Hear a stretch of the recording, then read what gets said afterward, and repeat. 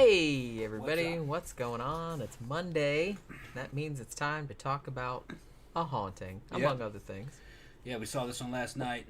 I've seen it several times, but this is one of the episodes where you watch it, but you don't remember much about it because the way the story is told, it doesn't really tell you exactly the details of what happened. So a lot of the case doesn't really stick out. It's kind of generalized, but it is a good case because it involves poltergeist, and it's the kind of poltergeist that me and my family saw up in Mammoth Mountain and at Lois's house. And the investigator describes the phenomenon very, very clearly. What they don't describe is what exactly happened during the phenomenon all the time, but we're going to get into it. All right, looks like people are still... Omri Vampire said, it's so cool YouTube will notify me the exact minute when you start streaming live so I can plan my lunch around watching 13 o'clock. That's funny. I do the same thing, like, because I usually eat lunch in my office, you know, like Tom will bring me food, which is really nice of him. And I always am like, I can't eat until I found something of sufficient time and entertainment value to watch while I'm eating. I can't just, like, eat and, like, not be looking at something. Yeah, it's fucking Thanksgiving, man, where I'm planning Thanksgiving. And Jenny's laughing because she knows I'm going to talk about it. I know. I know. It's if you're not in the United States, like, you know, Thanksgiving is coming up on Thursday, which is the big feed. Yeah. I love Thanksgiving. And I've been cheating. I've been myself. I've been cheating because turkey in certain locations has gone down to 45, sometimes 49 to 45 cents a pound. I think we got it the other day for 42 cents a pound. 42 cents a pound. I think it was 42 cents a pound. Right. That's phenomenal. So a lot of times they'll say limit 1 or 2 per customer. I keep going back. Yeah, like different days. Yeah. And we go back like separate. Yeah, go back separate. The whole storage freezer that I have downstairs is filled with turkey. We have 8 turkeys, you guys. Yeah, 8 or 9. No, actually 9 turkeys. I think there's 9 turkeys. There's 9 turkeys. We have 9 turkeys. I might get another. They're not all like massive. They're no. Like, most of them are kind of like 10 pounds. Most of them are the small ones. Yeah. But it's twice the size of a chicken. And you can do a lot with those turkeys. I'm not telling y'all to cheat. But that's pure protein, you know, real lean protein that's versatile. And right now, it's time to buy a turkey. And there's plenty of them sitting there. You know, they're not having a problem supplying. At least at Publix, which is Publix, where, like, that's just a mile up the road from us. They've had a fuck ton of turkeys. They were just getting rid of them. Yeah, so I keep going by and looking, and if there's turkeys there, I'm saying, yeah, I'm going to get a turkey. Because they're only like $5 a turkey. Yeah, for a big, for like a 9 or 10 pound. Actually, I think they might be bigger than that. That's a price. That's cheaper than a chicken. I think a chicken is $6. Yeah. And it's half that size. So I'm just giving y'all a heads up. All right. And then after Thanksgiving, the day after, the shit that didn't sell, they're going to go on sale even more. I might get a couple more. Well, yeah, why do you think everybody goes to get candy like the day after Halloween? Because everything's 50% off. I ain't try selling that shit off. I'm going to go back and see if they got any ultra cheap turkeys. Because I got freezer space in there, man. And so, like I said, I love turkey. I never get sick of turkey. And like I said, you don't even have to like roast. You could like make soup out of it. Yeah. You just like, I like turkey sandwiches. I like it better than chicken. So, you know, I can eat turkey all the time. You can a couple times a week. You can cut it into quarters and sections and cut the leg parts apart and batter them and fry them like fried chicken. There's all kinds of stuff you can do with them. Yeah, exactly. Yeah. You can do most of the same shit that you could do with chicken. Yeah, you can do barbecue sauce. Like I said, you make turkey tetrazzini. Yeah. That's good. You can make anything you want. Anything you want. If they're frozen, they keep for a long time. So I think we bought a bunch last year, and I think like a year later, a little less than a year later, about 8 months later, 8 months later, we had another one, and it tasted just as fresh as. Yeah, couldn't tell. Yeah, it was awesome. Yeah, but yeah, like I think after the show, like Tom's gonna go down and start chopping veggies. I gotta for stuffing and whatnot. I gotta prep up some vegetables, do some pumpkin like for the pies. Yeah, cooked pumpkin. I got special pumpkin pie pumpkins, and then I'm gonna cut up celery and onion to get ready to make stuffing. And I'll do that. It won't take long, really. It's just something to do, get stuff done early, so when Turkey Day comes, you're not really just loaded down. I'm gonna make bunch of pumpkin pies and I got some Caro syrup. I'm gonna make a pecan pie because I got a bunch of pecans too. So I'll make a pecan pie. That'll be good. Yeah. I like apple pie also, but we don't have the stuff for that. Pumpkin pie can be frozen too. Yeah. Once I get rid of a couple Pumpkin of pie and pecan pie is easier. once one of those turkeys is gone, I got a place I could stack up any extra pies. So get it all done, you know. I'm very excited. I got a lot of frozen. I love to eat, so Thanksgiving is really one of my favorite holidays. I bought a whole bunch of pumpkins from a local farm here and cooked them and got the meat out of them and froze a lot of it. Some of it isn't frozen, just ready to go. That's going to be in the pies. But that frozen stuff, that'll be good for months in there. Well, we already used a little bit of it. We made some soup, and we made like a Thai curry that had pumpkin and sweet potato in it. That was good too. That soup was also delicious. Yeah, I got sweet potatoes I grew from the garden. And maybe make a sweet potato pie out of it because they're not really big enough to eat. I pulled them a month early because it got cold. Yeah. It's trial and error. Yeah, in Florida it got cold. Well, I mean, cold for Florida. Cold it got down Florida. into like 53 degrees Fahrenheit, which is called that's cold for Florida. They said 2.5 months, but really they said if the weather gets cold, it should be 3.5 months, and then they'll get bigger. Only some of them were big. Oh well. Yeah, they say got to give it an extra month. Well, like I said, they're still usable. I mean, like just you don't bake them like you can just mix them in with other things. Make them into a puree. Yeah. To make sweet potato pie. Don't matter how big they are. Yeah. Yeah. And sweet potato pie is the true Southern dessert, not pumpkin. Although I heard that the original was sweet potato. And I mean, they taste pretty similar to me. That pumpkin pie might have been a copy of fucking sweet potato pie. I don't know. Hard to say. I don't know. That's all back in antiquity. And like I said, they're both good, so I'm not really all that concerned about it, to be honest. Most people can't tell them apart. That's what I mean. Because once you get all the cinnamon and nutmeg and all that kind of stuff in there too, it like tastes almost exactly the same. So Danny Rowling said, "You guys reviewed all the good episodes. It's slim pickings anymore of a good episode." Yeah, I mean, we got a lot of episodes left. There are a lot of episodes left, like even in the box set that we haven't really covered, and some of them like might be good. We just like forgot them. You know what I mean? So it's that. Then he says John Zaffis in his house in this episode made a shit ton of appearances in other episodes. Yeah, I noticed that it's like not only did they have the same actor playing John Zaffis in this, but they also had the same house playing John Zaffis' house. They probably did them all at the same time. That's what I'm thinking. Because this one, because last week, we did the Possessed. Yeah. And this one has a lot of similarities with that. Like it ends with an exorcism. It's not quite as dramatic, or it's not kind of like over the top. And the weird thing about this one is that, well, maybe I'll get into this in a little bit, but there's like some really weird editing choices like during one part of it, which I've never seen on the show before or since. So I mean, we'll get into that. It's very, very strange. Omri Vampire said, LOL, I just Googled for some info on this haunting episode. The first result is the podcast occurring right now. The internet is so meta. I guess because, I mean, this episode is old. Like, I think it first aired in, like, back in 2007. Yeah. So it's not like anybody's really, like, searching for this shit, like, other than my dumbass. Yeah, we're reviving this shit. This is a forgotten one.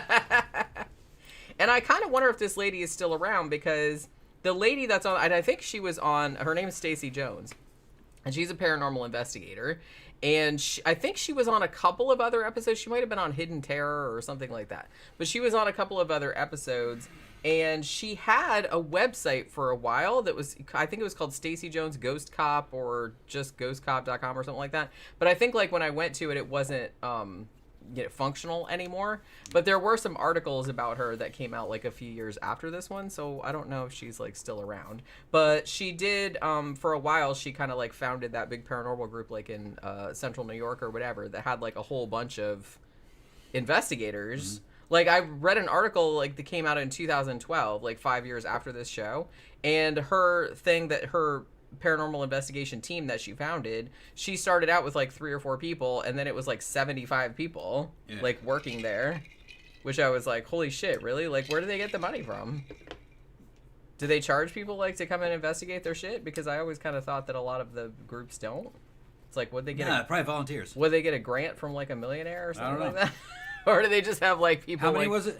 75. Yeah, no, it's just... It's probably just volunteers. An online group. It's probably somebody in a damn... It does sound a lot more impressive when... Yeah. Like, yeah, we're honorary members. Yeah, back when the internet wasn't that big, they're probably all on someone's same fucking paranormal web group, you know what I mean? They're all fucking converged on that shit. I guess. Right. Remember the way the old internet was back in the 90s? Well, it wasn't the 90s. This was 2007. Oh, 2007. Well, 2007, and then the article where they said it was 75 people was 2012. 2007 still so that was just 10 years ago. 2007 still kind of had primitive internet, though. That's true. It was still kind of primitive. Even YouTube really wasn't YouTube as you know it. That was the Wild West. It was good, though. Shit was slow. Couldn't upload an HD. There was no such thing as really HD. Everything was like a 240 or fucking 3 something, 350. I remember that shit. It's fucking funny. Danny Rolling said that ghost haunting show on Animal Planet had some pretty good episodes, especially the episode about the haunted restaurant in eastern Pennsylvania that was haunted by a mobster. I think I kind of remember that one. We didn't watch that one as much. I think that one's just called The Haunted. Look at Pook's face. What's she doing? Her head came up in the screen looking at you, asking you for something. What's going on? What do you want? Did you guys talk about haunted animals? Yeah. Yeah. Pookie sees demons or ghosts or something. She's always looking up at the ceiling. Look all at the ceiling fan. Well, sometimes even when the ceiling fan isn't on, she'll jump up on my desk and look up in the corner, and I'm just like, "Are there demons up there? You can tell me." She says she won't tell me. She's funny. Okay. She won't tell me. So let's see who's showed up. Is anybody saying anything? Talking about Animal Planet. Okay. Yeah, that's what I said. I think that show's just called The Haunted, right? I think it is called The Haunted. Yeah. Which is confusing. What are why don't they call it something animal adjacent? Well, because most of the stories don't have any animal. We talked about that. That one's not a bad one either. It's just that everything, the way it's edited, it's real fast paced and real special effects heavy and real light on story or testimony. They just kind of, although I haven't seen it in a long time. Then they throw a dog in there. 'Cause they have to mention the dog animal. went, Yeah, a dog or a cat. Or barked at nothing one day. Yeah, the dog had barked. We don't know why. Okay, there you go. That dog never barks. Okay. So now back to the obviously, story. They contractually had to mention animals somehow. It did really seem like that because sometimes it was really shoehorned in there. Yeah, because they're one time the kitty was walking down the hall and all her little hair went shoosh. Yeah, you know what I mean? It was like that. Well, actually, I read that they were contractually obligated. Well, to mention an animal because they were on Animal Planet. Yeah. At Animal Planet, we're probably we're conflicted because we really, really want a paranormal show. Yeah, it's where the money was. But we don't really have any really big cases that are completely revolving around anyone's pets. Yeah. So we're just gonna have to. They were scraping the bottom of the barrel. Yeah, when we got there, we did find some dead insects, and there's your animal. That's an animal, technically. Yeah, we don't know why the insects were dead. They were just up on the windowsill. Okay. It is still a good show. Danny Rolling said it is actually a lot of the hauntings and stuff are good. I'm always amused by how they're gonna shoehorn the kitty or the doggy in there. The best one from the early 2000s or the 2008, 2010, 2007 I think period was that Canadian one. I think it was called Paranormal Encounters, or what was it? What the fuck was the name of that? I think it was Spiritual Encounters. I liked that guy that hosted it. They had the Korean guy up in the damn skyscraper up in Canada, fucking introducing. He was kind of like the Rod Sterling of the fucking show. Sterling, yeah, I call him Sterling. But that's not better. It's better. It's better that way. We're gonna name him after some shit. I guess I've always called him that since I was a kid. Yeah, that's not his name. I'm sure that's not. You're not the first person that's made that mistake, though. Yeah, I think it was called Paranormal Encounters. That's kind of an issue I have, though, and that's kind of like an extension off what we always talk about, with the haunting episodes, having these kind of just generic titles. Even even going out a layer from that is that even all the paranormal shows all have really, really generic titles. So it's Paranormal Encounters, a haunting, The Haunted, haunted places, haunted houses, haunted shit. You know what I mean? It's just kind of somebody's gonna throw it in the comment section. Ghost hunters, ghost lurkers, ghost lookers, ghost. You know what I mean? It's just kind of the good thing about the Canadian one is that each episode might have 3 or 4 cases on it, because a lot of the cases they talked about were just witness testimony, and they only saw one thing. But you know what I mean? So they didn't try to stretch that out into they a didn't have to hour show. It. Right. And which made it more content packed. They might have 3 little cases on a single episode that all have a similar theme, but it's not the same case, like apparitions. You know what I mean? Yeah. And the guy, I saw an apparition. And one of the ones the guy said, man, well, this is totally off topic. Well, not really. I mean, it is a paranormal show, so. They had this one, the dude, just the way he was talking about it, I believed him. He was in Canada somewhere, and he was young in his 20s, and he moves in with 2 other broke dick guys. You know how you are when you're 20s and you're a guy. You don't have any damn money. Well, girls in their 20s also don't have any money. They got no money. So they move in this damn dilapidated house, or dilapidated, as Gordon Ramsay would say. Well, it's dilapidated, actually, so you're both wrong. Yeah, okay. See, she's like a grammar Nazi. But they move into this thing, this house, and he had to take a room that had a fucking support pole that went right down next to it. And it was leaking. I think he said it leaked water. And he set up a cot next to that pole and put a sleeping bag on it and I think he said it was a sleeping bag, and was sleeping in it. And they'd been working fucked up shifts and everything that, young dudes do. And in the middle of the night, he came in from work and got into the cot and was just getting ready to go to sleep, and he heard he thought he heard the front door open and close, and somebody walked down the hallway going real slow, like they were dragging their feet. And he looks up through the sleeping bag and saw just a shadowy figure come into the room, and it was just, I think he said it looked like the Grim Reaper. It was just, it had a big hood and a big cloak, and I think he just said it was an outline. He couldn't make any it was like a 2-dimensional moving figure coming into the room, and it walked up to near the foot of his cot, and just said, he said it in a totally normal, friendly voice, said, "I just thought I'd come in here," and then it vanished. Yeah. I just thought I'd come in here and nope. I do not like that. And he said that it haunted him for the rest of his life. You're just gonna come in here and do what? And what? Kill me? Rest? What is it? Hang out? And he said what was weird is that the voice that came out of it was totally normal, but just it didn't sound anything like it looked. And he said he was awake. He said he didn't fall asleep. He said he was awake. He said he couldn't go to sleep the rest of the night. See, shit like that is way creepier to me than like the real kind of like try hard, this is so scary kind of like, because it's just, it has no context to it. No context. And it's just kind of like, and it leaves this mystery in your brain, like I said. Yeah. I'm just going to come in here and then it faded away. I would shit my pants if that happened. Like I said, that's like a lot scarier to me than if like a demon came in and was like, "Gah!" I heard that one, and I just thought what it was is somehow he had picked up on some kind of a residual. There was something left over from the past, like Halloran was saying, like burnt toast. It's just pictures in a book, something from the past, and there's no context. It was just, and it may have not. It probably wasn't there. It probably wasn't something you could photograph. It was just some kind of psychic impression that goes directly into your consciousness, and you think you saw it. It was something. It was something that happened in the past, and for somehow he just picked up on that little part of it. Somebody walking in the middle of the night had a weird image. I'm just going to come in here and, Wouldn't it have been funny if it was like a dude that lived there a long time ago, and it was Halloween, and he dressed up like the Grim Reaper, and he just came into his roommate's room and said, "Hey, I'm just gonna come in here and like borrow your scythe," or something like that. Like, and then like for some reason that like imprinted itself on the fucking. If it was just something as like innocuous as that. I had a feeling it was gonna be something along the lines, "I'm just gonna come in here and warm up a little bit," something like that. Maybe somebody had frozen to death or something. I'm in Canada. I don't know. And it probably didn't look the way he saw it. Right. The dude probably didn't look that way. He probably just was. It's just that how his mind interpreted it was something scary, so he saw it as the Grim Reaper. But the message was, "I'm just going to come in here and."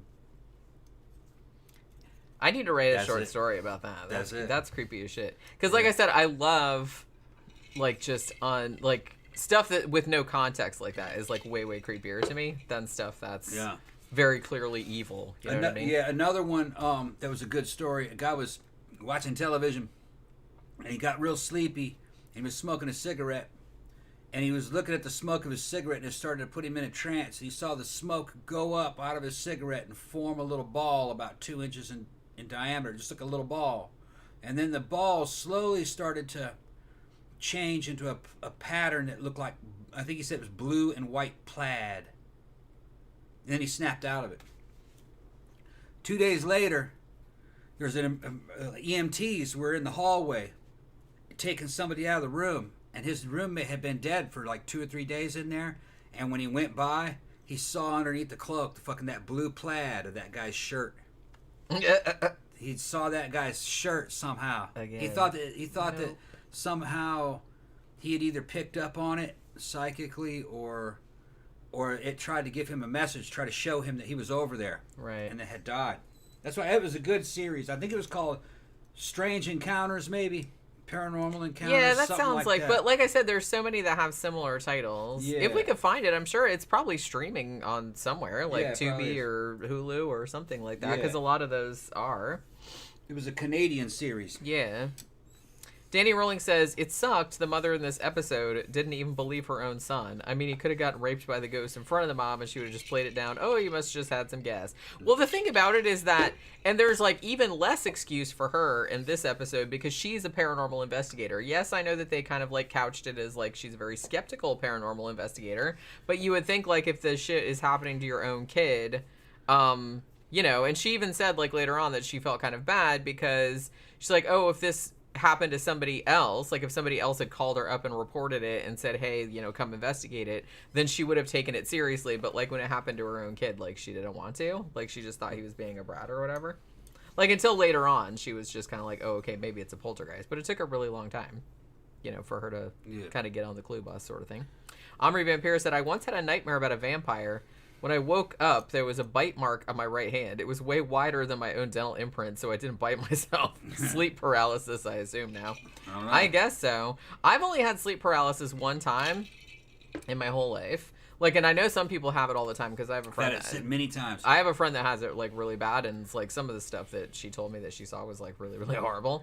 I mean, the one time I had it was I woke up and I saw like a dude standing in my bedroom door. This was when I lived alone, and he was standing in my bedroom door like holding a baseball bat up.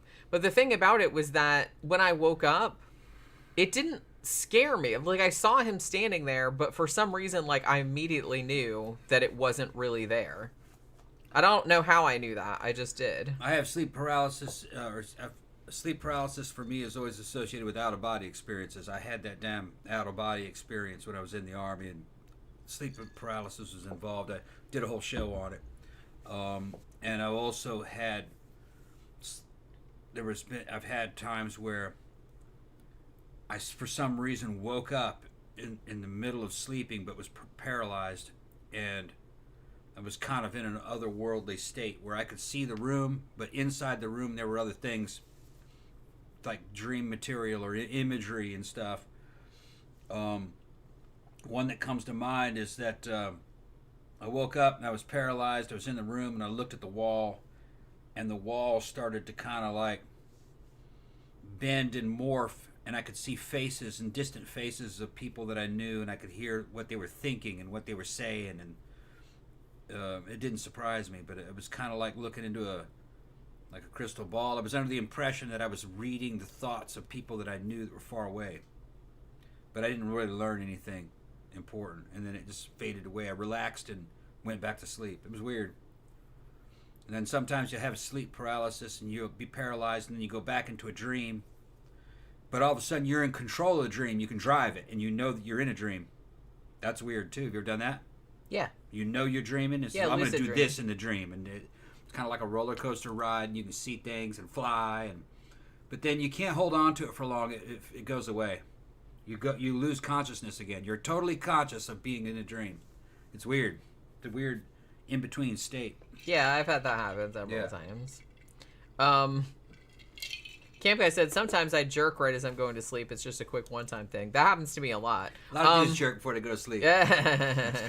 No, usually what it is, I'll be like half asleep, and then I'll dream that it's usually that I'm walking down the back steps at my grandmother's house, and I fall. And then I'm like, You know what I mean? Like I wake up like I fell down the steps. Like I don't know why I almost always like kind of half dream that I'm falling down steps or that I'm walking somewhere and I trip like a fucking klutz. Yeah, as you get older, your brain kind of becomes a little more efficient and better organized. So these weird phenomena don't happen as much. That's why some people take like mind-altering drugs, which kind of brings some of those abilities back, like DMT and LSD, kind of do stuff like that. And that's why Indians did that, you know, taking spirit walks and stuff, taking mescaline and peyote, which can kind of alter the consciousness. Yeah, you gotta like open up those pathways. Yeah, free yourself from efficiency. Camp Guy says falling and flying dreams are common. Yeah. Another very common, and I didn't even realize this because I used to have dreams like this all the time, but I didn't realize it was really common until later, is dreams where your teeth are falling out. Yeah. And it was usually kind of like... in school. Well, I mean, I had them like for... I haven't had one in probably like several years, but I used to have them all the time. But it was all, like the context was always different. Like it was always kind of like a dream, just a random ass dream. Like, hey, I'm walking through the McDonald's drive-thru or whatever bullshit dream I was having. And then all of a sudden... all my teeth would start falling out, and it was really vivid. Like that part of the dream, like I could feel the teeth falling like out over my lips. They're coming out like rows of corn. Yeah, like so much so that when I woke up, I was like, like, oh my god, all my teeth are gone. And it's like, oh, okay, it was just a dream. You can like hear them hit the ground and fucking scatter. Yeah, like all that kind of stuff. I used to have that. I used to have that all the time. Yeah. And I didn't even realize that other people had that until later. I thought it was just like some weird fucking thing that happened to me. I'd have these weird dreams where some of them recently, you know, like in the past 4 or 5 years. You're in high school and you're confused as fuck about what your next class is, and you're trying to look at your damn schedule and you can't make heads or tails out of it. And you know what I mean? The period bells are ringing. A lot of people have like, those kind of dreams. What the fuck? What's my next class? Yeah, I'd have that one. I don't think I ever had any like that. That is a really common one that people have. I don't think I ever had any about school specifically. I have had some where it's like I woke up and I'm like, oh my god, I'm late for work or I'm late for a meeting or something like that. But not really all that often. I think the teeth falling out one, because Ben says psychiatrists are very interested in dreams about teeth. I think what they've come to, I don't know if this is true or not, but they've usually come to the conclusion that if you have a lot of dreams that your teeth are falling out, it's because you feel like you don't have any... power, like you're powerless, like in your own life or something like that, because I guess teeth maybe bite. Yeah, well, I guess because teeth kind of signify, like back in, you know, the caveman days, like if your teeth fell out, if people didn't feed you, you'd kind of be like you'd be in big trouble. So you kind of had to like rely on everybody else. So I don't know if that's true or not, but that's kind of what they're... What about the one when you're in the shopping mall and you can't find your way out? Every time I've had that a few times. Yeah, every time you go up the escalator, you end up on the bottom floor. Every time you go into one store, you end up in another one. Everything is kind of like a Mobius strip. You see the fucking door out, but as you go to it, you never make it to the door out. You end up walking in. Yeah, that one frustrated me too. And you're in a crowded shopping mall and you can't get out. You know, it was fucking crazy. We went, when me and my sister went to Disney like a few weeks back. I specifically told her, I said, well, I want to go on the Peter Pan ride because when I was a kid, I remembered having a dream about the Peter Pan ride, specifically, like, and going over the alligator, like, or the crocodile or whatever that's coming out of the floor. And I said, but the weird thing about it is that in the actual ride, if you don't know, you're like in a ship and it's kind of like, it's attached to the ceiling. So it kind of like goes like that. But in my dream, I was for some reason just standing on a tiny little piece of fur. Mm-hmm. I don't know why. It was just, it looked like one of those like big Band-Aids except like with fur in the middle, and I was standing on it and it was like a magic carpet. And it was like flying me around like over the crocodile's mouth and everything like that. So I don't know why I still remember that. Camp Guy says he has that exact same dream a lot. I guess he's talking about, you got to give me context because I never see these comments on time. He must be talking about the shopping center dream. Can't get out of the shopping center. Go up the escalator and you end up back on the bottom floor again and stuff. Yeah. Frustrating as fuck. Yeah. You're like, that's it. I'm going to go out. I walked into one of the shopping centers, had a grocery store in it, and had a conveyor belt taking the groceries out to the damn to the parking lot where they were loading them into the car. And I said, I'm getting on the conveyor belt. And as the conveyor belt started to go inside, it fucking ended up not out in the parking lot, but in the bookstore. I was like, fuck. like in the Dalton books, or how did I end up here? I'd have been like, well, I'm just gonna stay in the bookstore. Yeah, I'll hang out. I'm trying to here. get I'll out. Get a cup There's of coffee crowds and of read. people everywhere. It's like something out of THX 1138. You know. That's funny. Yeah. Camp Guy said, my teeth went bad in real life. I didn't have to do anything to help it. My dentist and I are pretty tight. She pulls out her adding machine every time she sees me walk in the door. Yeah, I mean, I'm kind of lucky in the fact that I haven't really had too much trouble with my teeth. I had a couple cavities. I had like one in the way back that kind of cracked and fell out, but other than that, not so much. So, yeah, American Military 100 said, I'm so happy you brought that up, Jenny. I still have bad dreams where my teeth fall out. I always thought I was the only one. Just like yourself, it's a different context every time. Yeah, and it's just like, it'll be a dream about something. It has nothing to do with teeth. It's nothing to do with anything. It'll just be like some random-ass stupid dream. And then all of a sudden, like, my teeth will start falling out my head. And I'm just like, where the fuck is this coming from? And it's always super, super vivid. Mark's got a good one, too. Says he has a reoccurring dream that I'm walking outside and witness a passenger.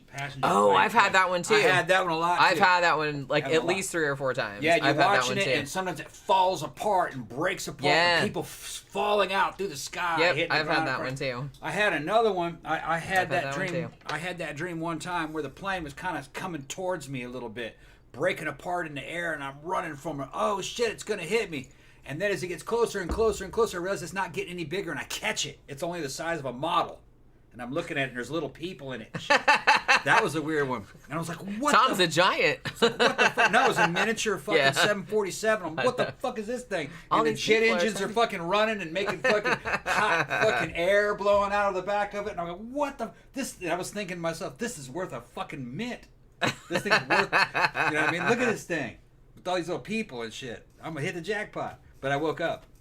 It's really weird, though, because honestly, one of my worst fears, of several that I have, but one of my worst fears is being, like, in a plane and, like, the plane, you know, plunging out of the sky. That's why I don't really like to fly in airplanes. I'm always, like, really anxious about it. So whenever I dream, and I have had this same dream several times, thankfully, I'm always on the ground, and I always see it, like, over there, like, crash into a field and, like, blow up or something. Like, I always have dreams like that. I don't think I've ever dreamed that I was on a plane that crashed, which is good because I'd probably, like, fucking have a heart attack and die, like, in my sleep because it would be fucking terrifying. I had some weird-ass dreams when I was a little kid. Yeah, I did, too. One of them was I fucking went out in the backyard and found a fucking... Basically, it was a Fokker triplane. But it was like my size, which would have made it, you know, 30 foot, maybe 20, no, not even that. It'd probably be about 10 feet across the wingspan, and I got in that little thing. It was like a large model. Because I had this dream when I was about, I don't know, 6 or 7. And I got in that fucking triplane. And at the time I was living in California, in Long Beach. And I got in that triplane and fucking took off in the backyard. It was flying all over fucking Carson. Yeah, I was above Carson. Looking at the houses and shit. And I was a little kid flying an airplane. I was fucking jacked. Another one I had, I had this bad habit of getting the hose and fucking digging and making, you know, I do it in the backyard. Fucking dig out rivers and fucking lakes. Oh, I used to do that too. Fill them up with water. Then my dad would come out and be like, "You're making a whole fucking boat." Yeah, my mom didn't care. She just thought it was funny. Make a moat and everything. Yeah. Well, I had a dream. I was doing that, and I had this fucking elaborate thing that looked like fucking Splash Mountain or something out of fucking. It was, you know, small. You know, it was only about 8 inches wide, but it was all over the fucking yard. And I had that shit filled with water. I even had fucking fake volcanoes going.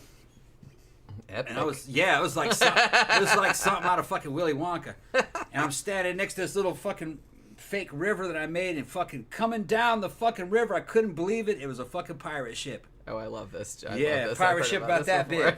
I love And I said, "Look at that thing!" And I look on the deck of the pirate ship, and Yosemite Sam is there fucking yelling at me, shooting at me. On the pirates. Yeah.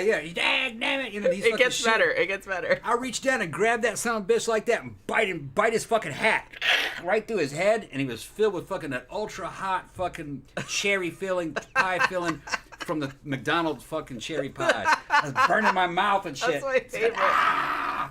Oh man, that was my dream. Yosemite Sam's hat is full of hot cherry. Yeah, it bit through his hat and his head, and it was filled with that fucking cherry pie filling. It was caution hot. Remember That's said that? awesome. Your mom would give you that, and fucking I bit his ass like I was Godzilla. Yeah, shooting at me with those fucking Rootin' 6 tootin' shooters. tootin'. Yeah, he was shooting at me. That's fucking like funny. Yosemite Sam. Yeah. That's fucking And the hilarious. ship went by and everything, you know. That's so awesome. Yeah, that's one of the best dreams ever. Yeah. That made me laugh so hard the first time he told me about I had that. several dreams where I was digging in the backyard. One time I was digging in the backyard and fucking a hole went through, and it was like, whoa, and there was a hollow space. I was like, what the fuck? And I stuck my head through it and looked around, and I was looking at a cave. There was a whole... It was hollow. Was there slee stacks in there? No, but there was stalactites and stalagmites. Cool. And the surface of the earth was only 6 inches deep. Everywhere. All over the whole planet. You could dig 6 inches and fucking be in something that you were just a roof. You were just like an eggshell. You could break through. And then you go under there, and then there's the mole people. Yeah, I didn't jump in there. I was scared, but it was light. It wasn't even dark in there. So it is like the mole people. You could see it. Yeah. Like, what the fuck? It's probably something I saw in a movie, like a '50s sci-fi flick. Yeah, right? like the mole people. Yeah. I've seen that multiple times. But same kind of thing. It was like there was people that lived down there, but they were all super pale, obviously, because they didn't see the sun. But it was kind of like fake. Yeah. And all they ate was mushrooms. Okay, look, we gotta get to the case, man. We're having a good time talking about dreams. Everybody's talking about. I know. It's like, well, it's paranormal adjacent. Yeah. It's paranormal adjacent. Yeah. All right, so we'll just kind of let you throw in like whenever if you want to come up with this because you watched this episode too. So there was some.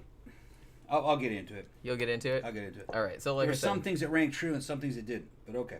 Yeah, I'm not really sure how I feel about this one to be honest with you.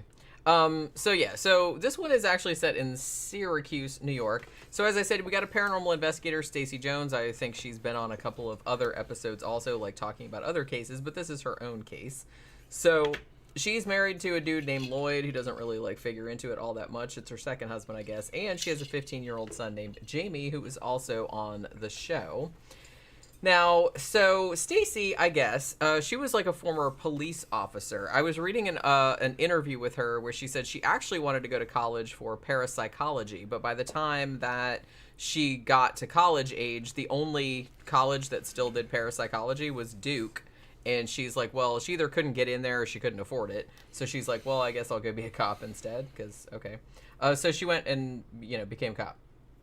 Now, she actually felt like her being a cop made her a really good paranormal investigator because she was always, like, relying on skepticism and evidence and stuff like that, which, that's probably fair.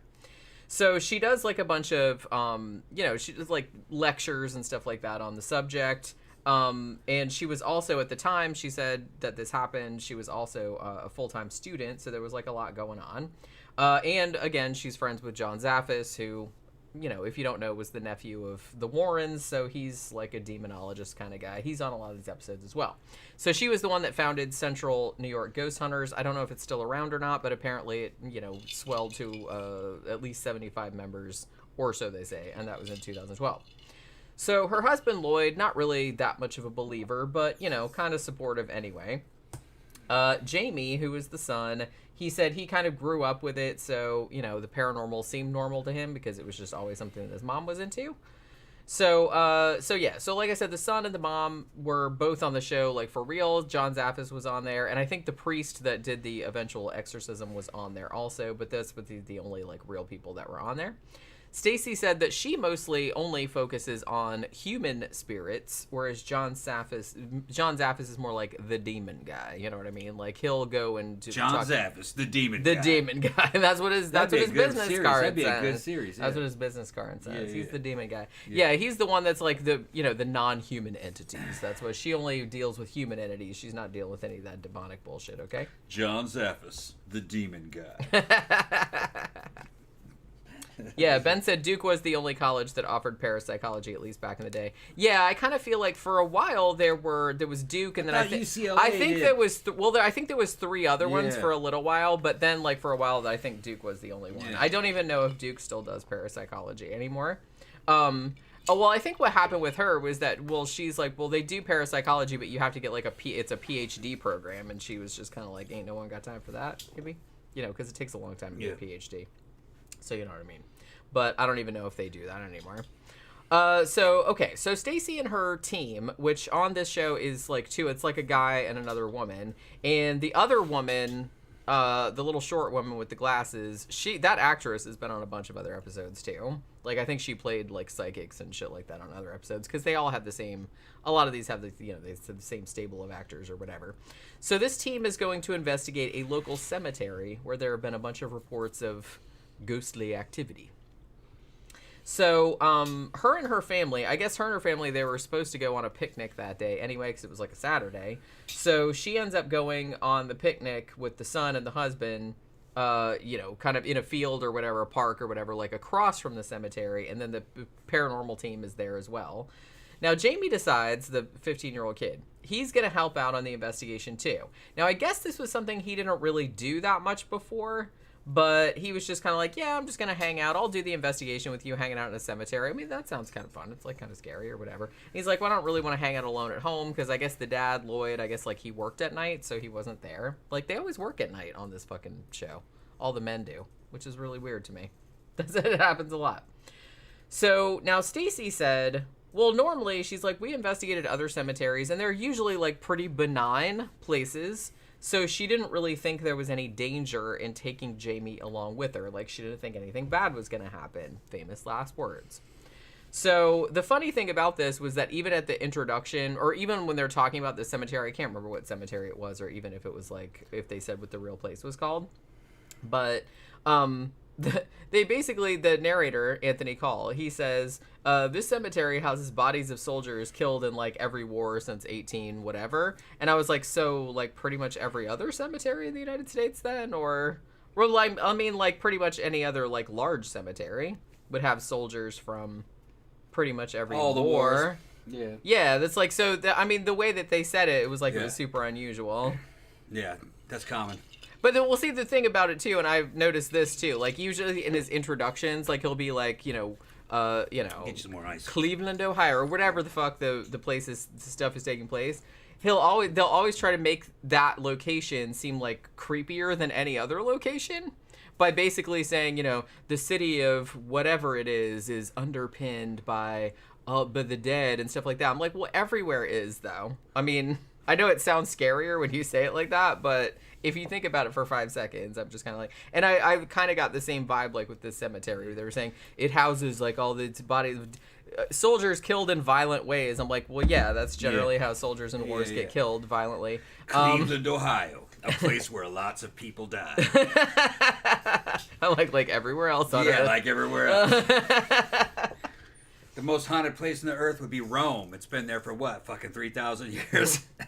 The city of Rome must be haunted or as like fuck. Ancient Egypt or some shit like that. Yeah, something where humans have lived in great numbers for a really long time. If any place is going to be haunted. Density, every square inch had a motherfucker die on it in the past 3,000 years. I mean, at this point, like, unless a place is super, super remote, I kind of feel like most places, if it's a city, if it's been a city for any length of time, you're walking all over dead people. There's dead people everywhere. Accidents have happened in places, people just dying in their sleep everywhere. That's okay. Hi, are you set? Yeah. That's what I mean. So it's just kind of like, even if nobody died in your house specifically, it's like people have probably died on that area of land where the house was there. So it's like, I don't worry too much about it. I don't worry too much about it because, like I said, if ghosts were real and if everybody came back as a ghost, then you wouldn't be able to move for the ghosts. They would just be like overlapping ghosts like everywhere. Yeah, and in a lot of places, at least in the United States, the cemetery business is kind of, especially during the 18 and the early 1900s, was pretty fucking shady. Chances are there's a lot of stuff built on top of cemeteries. Yeah. After that cemetery's old, they just move the headstones, so they just build something on top of it. You only move the headstones. Yeah, and it was out in the middle of the country back in the day, but now that's fucking center of town. Well, yeah. And I mean, once all those people's relatives are dead, too, nobody, it's like, that's sad, but most people get forgotten. That's just like the way that's the way shit goes. And the caskets have all fucking collapsed. And right. They're just bones. And they may not even be bones, depending if there's groundwater or if things have changed. It may not even be bones. It might just be like little pieces of nothing. Pieces of stuff. Zach says, the city of endless murder, Hog Swallow, Alabama. I do, like, I get it. They're trying to, like, they're trying to set the scene. Yeah. And they're trying to say, like, this place is scarier than most other places. Yeah. But it's just kind of like, I don't know. That's funny to me, like, the way they always try to do that. Like, try to make everything seem, like, different than another place. Yeah, places are all about the same. Basically. Yeah, I mean, essentially. Yeah. And this, like I said, this is Syracuse, New York. So, yeah, that's kind of, like, in the upper, like, New England-y type of area. So, it's going to be... There's going to be all kind of, like, fucking dead bodies and haunted shit up there. But, that's just the same as everywhere else. I'm not that worried about it. So yes, they go to the cemetery, whatever it is. Now, Stacey said that she had gotten a lot of emails from people saying that they'd seen, like, apparitions or, like, weird shit in this cemetery in particular. Mostly what she said was, like, shadows moving around in there. So she said, though, that she's like, well, I'm pretty skeptical of these reports initially. She's like, a lot of people will go to cemeteries and hang out, like, just because they want to be scared. So sometimes they'll just, like, see what they want to see, or they'll make something out of nothing. So that's kind of, like, the attitude that she was going into it like that, you know what I mean? So the team has all the usual, like, high-tech equipment, like your, fucking the cameras and the EVP shit and all that kind of stuff. But one of the guys, like the guy, brings dowsing rods. Yeah. Now, Stacey doesn't really see much use for these. She's like, well, maybe it can find anything that's like ionized, quote unquote. Like, it's like, maybe it can find groundwater, maybe it can find metal or something like that. But she's like, I don't think it can find ghosts or it can do like any kind of paranormal shit. So she just doesn't really see the point of it. So she's just like, whatever. She just thinks it's really silly. So the guy on the team, though, like, shows Jamie how to use them, which basically just entails, hey, just hold them like that and wait for them to vibrate and, like, lead you someplace. So there's that. So once they get into the cemetery, Stacey and Jamie go off and investigate, like, these two quadrants over here. And then, like, the other two people I don't even know if they said what their names are. But they went over to the other half of the cemetery and farted around over there. So Jamie, basically, he's like, well, what the fuck am I supposed to do with these dowsing rods? Like, what are they supposed to do?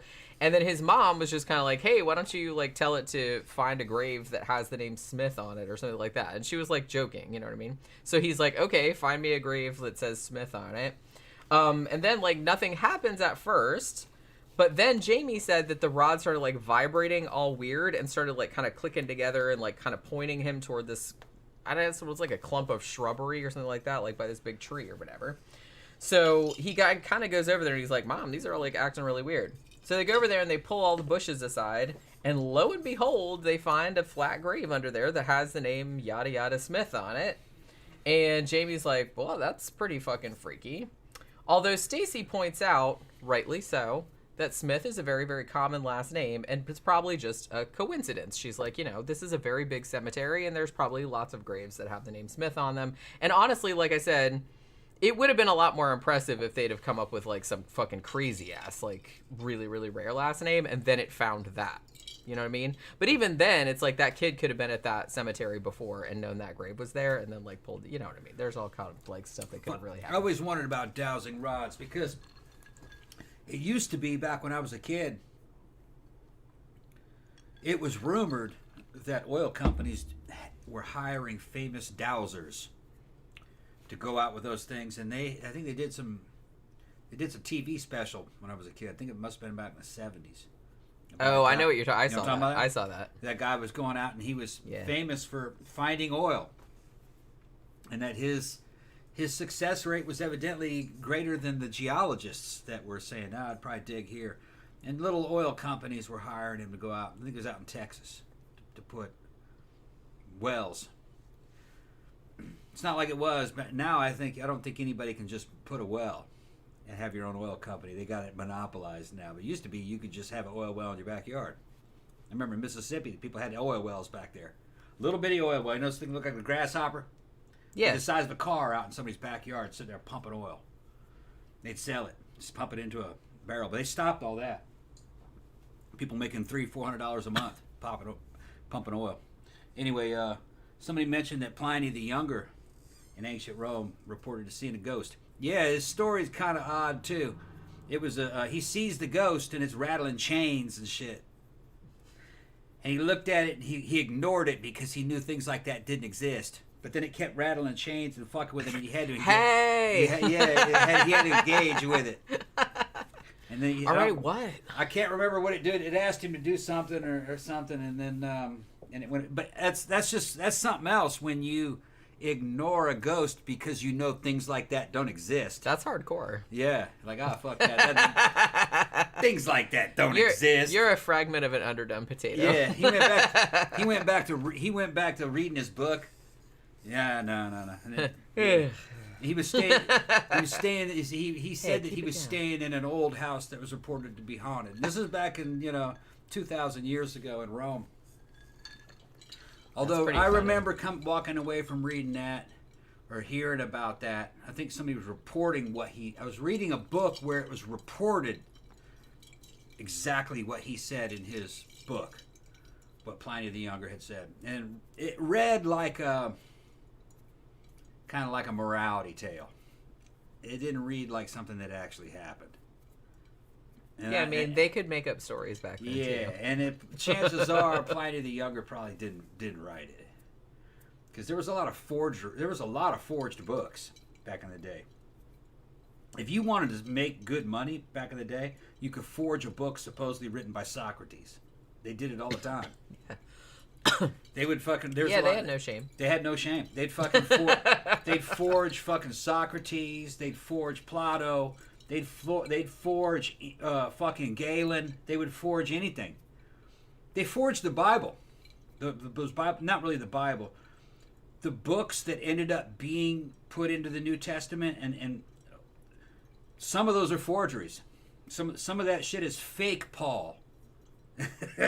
It's still in there though. It got canonized. I mean, because that's the thing. Like any motherfucker can write anything as long as it kind of sounds legit. And people are like, oh, okay, I suppose so. They didn't know. It's not like there was any way to check that. No, but they would sell fake Paul in the marketplace and fake little books and Thomas, the Gospel of Thomas, probably a fake. Is a fake. You can still get it, but the Christian authors wrote Christian fanfic constant before the Bible was canonized. It took them forever to go through all that shit to end up with a canon to make the New Testament. And some of that shit's a forgery, and it's in there. Christians get mad when I say that, but fucking scholars that read the original Greek and this and that, they're going, no, that is not Paul talking. That's fake Paul. It's true. I forgot which one it is. Like I said, very, very easy to very easy fake shit back then. Yeah. Very easy. And not all the New Testaments are the same. Each church has their own canon. Greek Orthodox and the Egyptian Coptic New Testament's different, and it's mostly the same, but it's got a different selection of books in it. There's some African versions that have stuff in it, Christian African stuff. Ben says it was a long period in Jewish history where it was illegal to declare yourself a prophet, so people would find prophecies by Noah, Moses, Lot, etc., and circulate them. Yeah. Yeah, you just slap someone else's name on it. Like I said, it's the same kind of shit they do nowadays where it's like, I'm going to write a novel, but I don't think it's going to sell, so I'm going to say it's like based on a true story or something like that. Like, it's harder to get away with nowadays, but, it happened. Like, people are no different. God of Abraham books is a religious, it would be a good way to put it. All those books that were centered around the God of Abraham were kind of like the MCU. They were a genre of literature, and good dudes wrote them. Okay. Yeah, it's like fanfic. Yeah, and it's all written in a style, okay, and an accepted style of that era, and that style is a religious style. Other books written at the same time did not have that style. So when you're picking those books up, they were from day one, they were written to be religious manuscripts, and it was just my bottom of my shoe. I thought Blake Pookie made that noise. No, shoe squeaking on. Now here's the thing. You could definitely say the Book of Mormon's like that, and I'm going to say everything that I've read about Islam is like that. And you can say, well, that's fan fiction. They're all equally like that. So it's difficult to draw a line between their genres of literature and their articles of faith. You know what I mean? They're all about the same. Just because you think it's ridiculous, but they don't think it's ridiculous. And that's just a universal fucking thing. And it's right there in that Pauline material. They're talking about, hey, I think it's all ridiculous. We only believe in our supper and our Savior. Don't listen to them with their supper and their Savior. They're talking about more than one Jesus and more than one Christianity. Different versions of Christianity fighting each other. It's just like, hey, man, their fucking Batman is fucked up. That shit's been, you know what I mean? That was written by some other guys. That's not real Batman. That's not real Superman. That's not real Star Wars. That's Turkish knockoff. Yeah, it's Turkish knockoff bullshit. He goes, oh no, that Ryan Johnson Star Wars. That's not fucking Star Wars. That's what they're talking about in that. Yeah. Yeah. So you guys are still having that fight. It's that same. Nowadays. These are nerd fiction. These are nerds. Yeah. That's what these are. Nerds. Bible nerds. Nerds. Yeah. Yeah, the whole time. It's like there's nothing wrong with the nerds. They're fighting over the MCU. They're fighting over DC and Marvel. They're fighting over that. That's not the real Superman. That's a reboot. You know, that's what they're talking about. You raped my childhood. Yeah. It's like that. It's been going on for thousands of years. Nothing's new. Yeah, that's what I mean. That's why it's just nowadays I just kind of roll my eyes at it. So it's like, yeah. It's like, okay. I mean, I'm not saying I don't get, like, nerd out about stuff, because I do, but I'm just saying I'm not going to get, like, fucking outraged about it, because that's very silly to me. Yeah, don't take any of that seriously. Ben says, up until the late 19th century, book publishing was a total laissez-faire enterprise. That is true. Yeah. You had almost no way of knowing if a book in your hand was really written by or published by who it was purported. Yeah, it's just like today. It's just like today. They're worried about fake news and fucking, oh, this is disinformation and this. What fucking history books have you been reading? News was always fake. Always. It was called yellow journalism. I came up in high school where they warned you. Yeah, the news is fake. It's called yellow journalism. They're all fucking claiming different things. You can pay a newspaper to write anything. And they have their own allies that they protect and their own enemies that they run up against. It's all propaganda. Propaganda and lies. And you can lie by omission. There's a bunch of stylistic ways to massage anything to be anything. But nowadays, they say, well, if you don't believe our shit, then that's fucking disinformation. Man, fuck you. That's on you to figure out who's lying and who's telling the truth. You know, because they're going to, punish you for wrong think? You know what I mean? Oh, you're thinking the wrong thing. You got to go to a concentration camp. That's eventually what it gets down to. That's what it was in other places in the world. You got to be careful. Man, fuck them. You believe what you want to believe based upon what you find and dig up. But I don't trust authority. They lie. They're rich. If you're rich, you got shit to protect. You're going to lie. That's what you're going to do. You're going to hire armies of lawyers and writers to lie for you so you can continue to make money. Danny Rowling said the demon in this episode was weak as shit and barely had any control over the kid, unlike other episodes with demons. Yeah, I will say it was a little. The end of this was a little anticlimactic. We'll say that. Not even any levitation, because at least the possessed had some levitation. You know what I mean? Yeah, weakest on-screen possession. Yeah. This was, it didn't really make the kid do anything other than act like a regular bratty teenager, pretty much. You know what I mean? Okay, so anyway, where was I? Okay, so... Get another drink. So yeah. The whole thing with the dowsing rods, and she's like, yeah, well, there's probably lots of graves in here that have Smith, like, the last name on there, so don't get too excited about it. She's like, maybe there was just water or metal or something like that, like, underneath the graves, so, you know, it's probably nothing. Now, at this point, like, the other two members of the team, like I said, whose names I don't remember, if they even said them, are over on the other side, and they're just, like, fucking around, like, drinking coffee out of a thermos or nothing. So I guess, like, nothing's going on over there. So they called Stacey on the radio being like, hey, what's going on? She's like, hey, it's not fuck all going on over here. But then Jamie, like, I get there's kind of, like, a period where, and I'm not really sure, like, why this happened, but... I guess, like, where his mom wandered off to, like, look at some shit or whatever, or he wandered off to look at some shit, and then, like, he couldn't find her for a minute, so he's, like, keeps calling her, so he's, like, looking around going, Mom, where'd you go, blah, blah, blah. And, then he kind of looks over and starts seeing, like, shadow people running around, like, behind, like, like, a bunch of them, you know what I mean? Like, they're, like, going from the gravestones to, like, the trees and shit like that, like, running around behind the graves. So, I guess Stacey, like, the mom, because the kid is, like, you know, shitting bricks. Was like, what the fuck is that? And, like, the mom starts freaking out, too, because she's like, well, that's not good, whatever that is. So she starts, like, snapping pictures of it, like, over there. And then she's like, you know what? Probably we should get the fuck out of here, because I don't like the look of that. What? Okay. Yeah. Yeah, she's like, basically, she said, in the quote that she said from the show was they were, quote unquote, black forms that dart between trees and tombstones. So that's what they were seeing. Now, Stacey calls the other ones on the radio and says, yeah, we need to get the fuck out of Dodge. And they immediately, like, pack up all their shit. They're like, okay, well, we know that Stacey doesn't usually, like, overreact to shit. So the fact that she's kind of, like, freaking out on the radio saying we have to leave, it's like, obviously there's something bad. So she has determined that these shadow people are not human spirits. They're either demons or simply dark negative energies in the form of people, I guess. But that's kind of what they're seeing. She's like, those aren't human ghosts, so this is above my pay grade, so I'm gonna get out of here, basically. Now, for a time when they're leaving the cemetery, I don't know how big the cemetery is, but they can't really find their way out, so they're kind of like wandering around, and they kind of like hear footsteps behind them for a little while, but like don't see anybody. And then Stacey said she felt like she was being surrounded, like they were being surrounded, like something was like watching them or some shit like that, and it was like really freaky. So finally they hear the other two like of the team like calling them from the parking lot.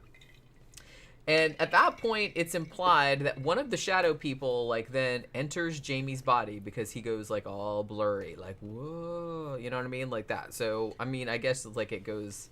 Because, you know me, we're, like, sitting there in the bed watching it, and I'm just like, did it just go in his booty hole? Go in a booty hole? It had to go in somewhere, like, in one of the orifices, right? Yeah, okay, could have gone up his nose, maybe. Right. Or it could have just been, like, whoosh. I don't know how. Nice women are. They're always I don't know how shadow people work. These women are always thinking about going up in the sticking booty stuff hole. in your booty hole. Yeah. You just can't separate women and their fantasies of fucking going up in men's booty hole. I couldn't believe it, but it was confirmed by other females that they fantasize about that. It says you got to watch these women, man. We're the worst. Yeah, they're watching too much of that gay porn. That's what it is. Yeah. Victor says, holy crap, I didn't even know y'all streamed on Mondays. Yeah. I'm never off on Mondays, LOL. Yeah, we've been streaming on Mondays for a long time. Like, we used to do movie reviews, but then a few months back, because everybody asked us to go back to do, like, a haunting episode, so we started doing that. So now, like, for the last few months, we've been doing, like, a haunting episode every Monday. So, and then we do movies on Sunday and Tuesday. So welcome on the... Yeah. These are super fun, actually. And we drink on this shit, too. Yeah. We don't drink as much, really. We don't drink as much. Yeah. Like, we don't get as fucked up as... Well, we don't get as fucked up as Tom was on Friday. If you watch that man, show. I was fucking fucked up. The next day, like on Saturday, like we slept kind of late and he didn't remember anything. And he comes in my office like at 11 or 12 the next day, and he's like, "Last night was a clusterfuck, wasn't it?" Yeah. I'm like, I think so. I think it was. Yeah. I couldn't even remember riding back from the biker bar. But that's not good. I went back, I went downstairs to check to make sure the motorcycle was in the garage. It says it is. Well, I knew you because I wasn't drunk, and and you left before me, and I was in my car. Yeah. So I was like, well, if you had wrecked, then I would have found you because we would have gone back the same way. I don't think I was drunk when I left, though. No. I think I got drunk later on the show. Well, yeah. And it had retrograde amnesia. Amnesia, yeah. Yeah, it had retrograde. Yeah, that happens sometimes. Because, no, everything was put away properly, and, I don't remember having any problem going home. I don't remember being drunk at the bar. Other than you being on the pole and stuff like that. Oh, the girls were eating that shit up, man. Do you remember being on the pole? Yeah, I went up on the pole and started fucking dancing and shit. I was looking good, too. Some old ladies would turn around and looking like, yeah! They're all in their 60s and shit, Well, not all of them, but... Yeah, go. Yeah. I'm going to get up in your booty hole. Yeah. So these fucking 60-year-old women fucking showing up. Hold on, I'll be right back. And they come back with a fucking dildo and shit. You never can't tell. These are fucking biker women, man. You got to watch that shit, man. That's what I mean. You don't know. Biker women and fucking farm people, farm hands and shit, ranchers and shit. That's what I mean. We got all kind of stuff going on in our brains all the time. Y'all don't know the half of it. Women are perverted, man. We're the worst. Perverted. Yeah. We just don't like, we just don't express it. You don't express it. No. Yeah, we just keep that shit to ourselves most of the time. Understand. But honestly, well, I know, like I said,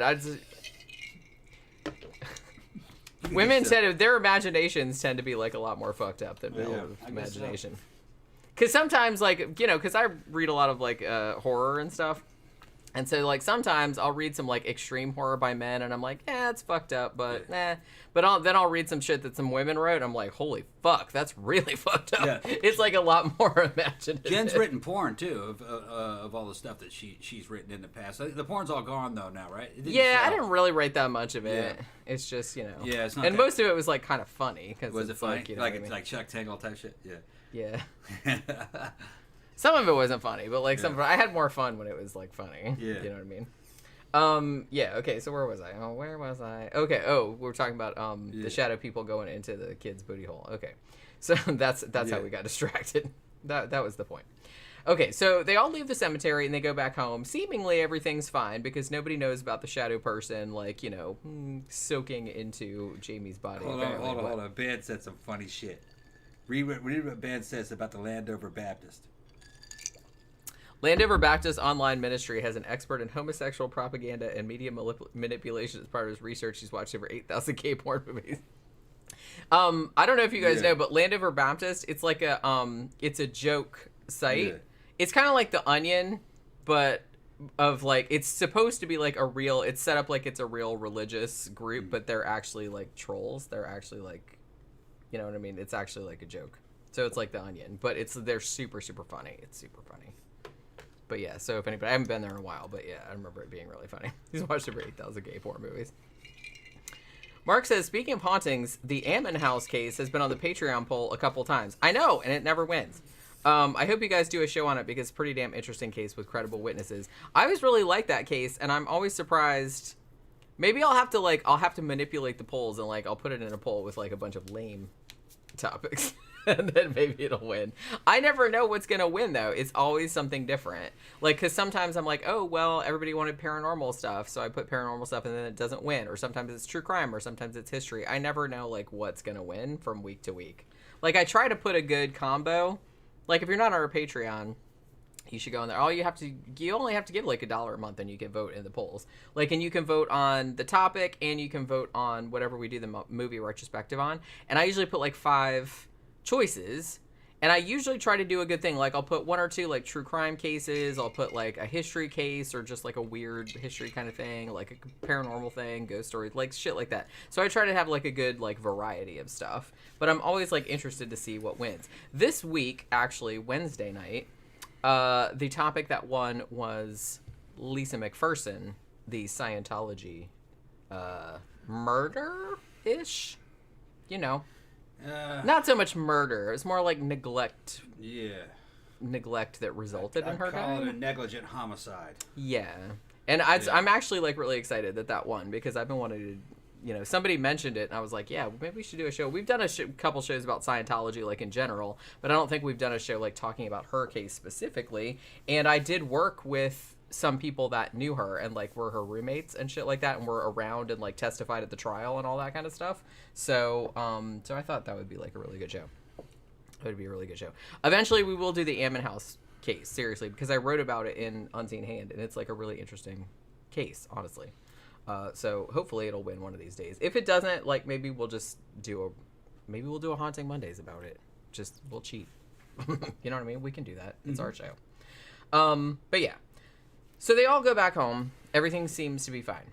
Now, the next morning, Stacey looks at the pictures that she took at the cemetery, like while all the shadow people were like running about. But she doesn't see anything unusual. So her husband, Lloyd, like comes home from his night shift and he's like, hey, how was the big like ghost hunt or whatever? And she's like, well, we kind of saw some shit and I didn't really get any documentation though. And he's like, well, maybe that's because there wasn't anything there. Yuck, yuck, yuck. You know what I mean? I'm like, yeah, thanks. You're very, very helpful. So anyway, Jamie wakes up. Now, this part was kind of funny. This part, thank you, Victor. Thanks, Do a JonBenet Ramsey revisit for Christmas. 'Tis the season. Yeah. I actually did a show. I did a JonBenet Ramsey rundown on my Crime Immemorial channel. Like, and I did it, and then I was like, well, shit, I should have waited and done that on Christmas time, but oh well. Did we do a Die Hard review?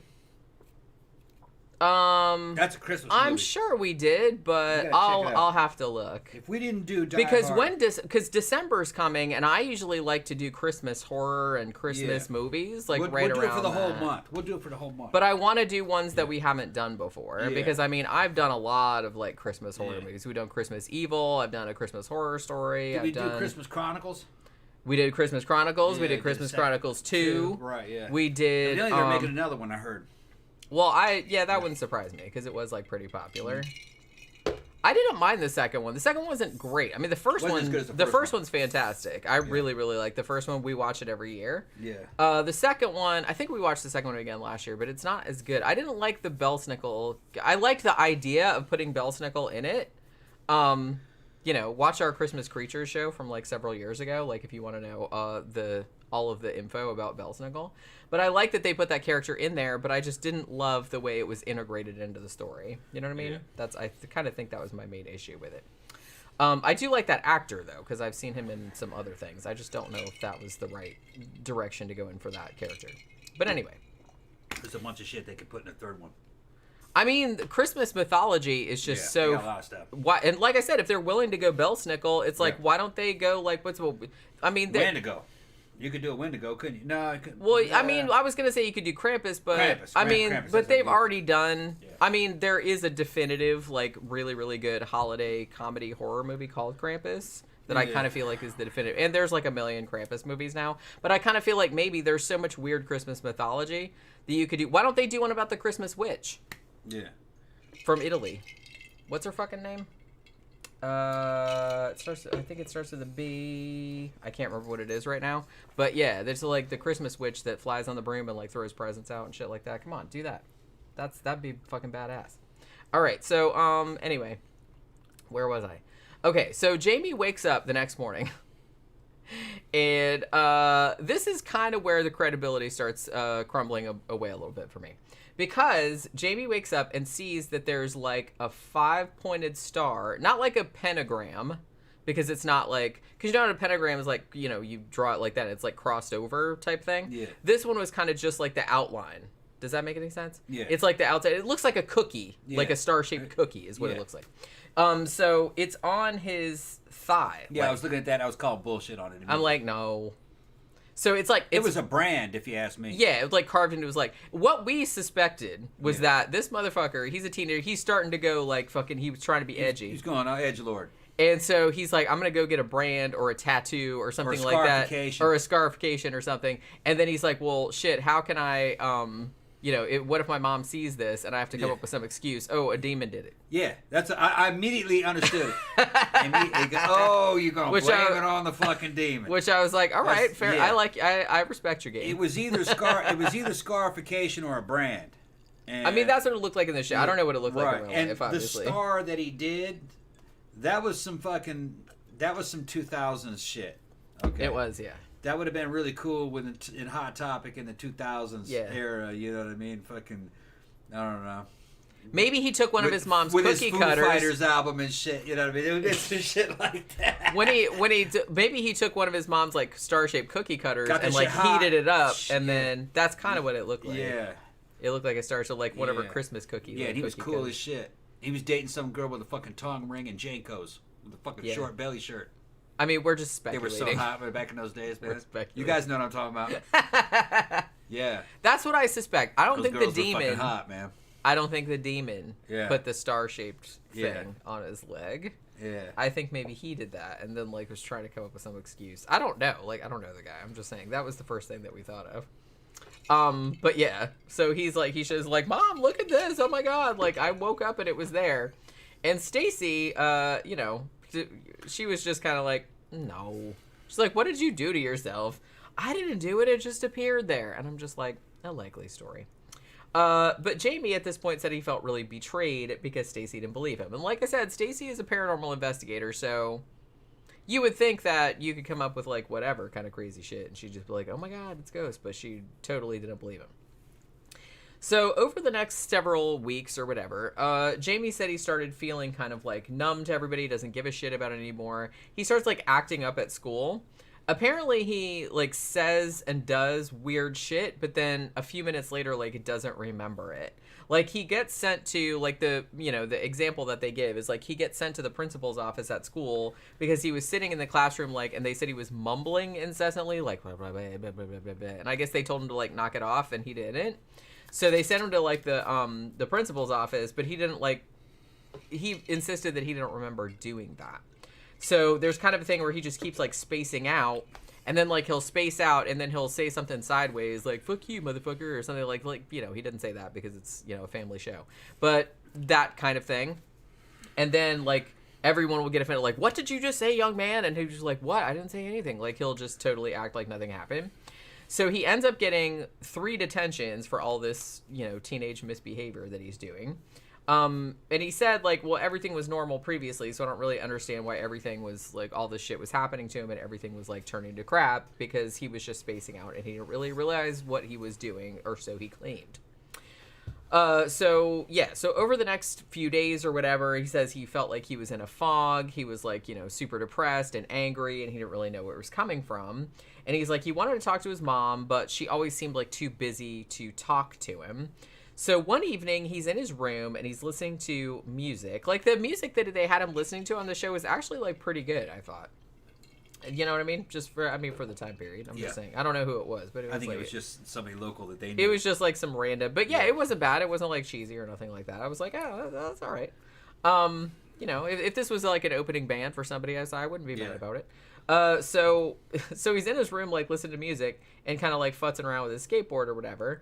And a tape dispenser in his room essentially, like, picked itself up off the desk and flew, like, across the room and left, like, a dent in his wall, like, across from where his desk was. He said that he couldn't believe that it happened. He was just kind of like, wait, did that just happen? Which is the same thing that we said, like, when our shit started flying around in here. Like the remote control. Yeah. So he said, well, he thought that it almost seemed fake because he couldn't believe that it had just happened, because it just flew across the room and hit the wall like that and left a big dent in it. Yeah. Some of the stuff that they report, I kind of call bullshit on it, but we're going to say. Yeah. Well, I've been in that situation. Usually, the first time you see anything like that happen, it's fucking it's fucking life changing. It's fucking earth shattering, and then you get all into the fact of the phenomena itself. What moved? How far did it move? Why did it move that? They're not asking these questions in this. Now, in their defense, the mom is a paranormal investigator, and she immediately recognizes it as poltergeist phenomenon and knows what causes poltergeist phenomenon. It's repressed emotions that explode out in the form of RSPK, which is recurrent spontaneous psychokinesis, which that's what it is. That's what it is. I've seen it. My family's seen it. Jenny's seen it. It's rare, but it does happen. And I can't explain it yet, but there are certain things that Stuart Hameroff talks about with quantum consciousness. It may explain it. I think it does explain it. But the thing is, though, is that usually when you see this shit, you try to get down to the bottom of it. You want to see what else it can do. That's what, that what's possible. You want to know what's possible. What can it move? And they don't seem to be doing that, which makes me suspect. Because you see that phenomenon, you want to see it again. You want to know what the limits of it are. And there's no indication of that in this story. Maybe they left it out. I don't know. Yeah, I mean, that's what I mean. You don't really know, like, exactly what happened because it's just like a reenactment. Yeah. In reality, you become obsessed with it, or very preoccupied with it. You're like, well, what is this? And then when you figure, what could it do? What did it do? What did that mean? You start reading into it. One of the funniest things, and I didn't notice this when we watched it last night, but I noticed it when I was doing the rewatch earlier today, like to take notes about it. Yeah. In the kids' room, did you notice that there was a Bobby Mackey poster No. on the bedroom wall. That's funny. like country music, That's something funny. or other, and it said Bobby Mackey's on there. I'm like, that was like a nice little Easter egg that they stuck in there. That made me laugh. I did shout out to another episode. Yeah, I didn't notice it Yeah. like when we were watching it last night, but I saw it today, like because I was looking at his room, because I was like, oh, look at all the posters. I was trying to like remember, like, recognize some of the bands, and I was like, hey, there's a Bobby Mackey poster. That's pretty funny. But yeah, so I thought that was cool. Like, shout out to another episode. So so at this point, he's like thinking maybe the house is haunted, and he goes down to tell his mom about it, but she just got the letter from his school about the detentions, and she is pissed off. Like, why didn't you tell me about any of this kind of crap?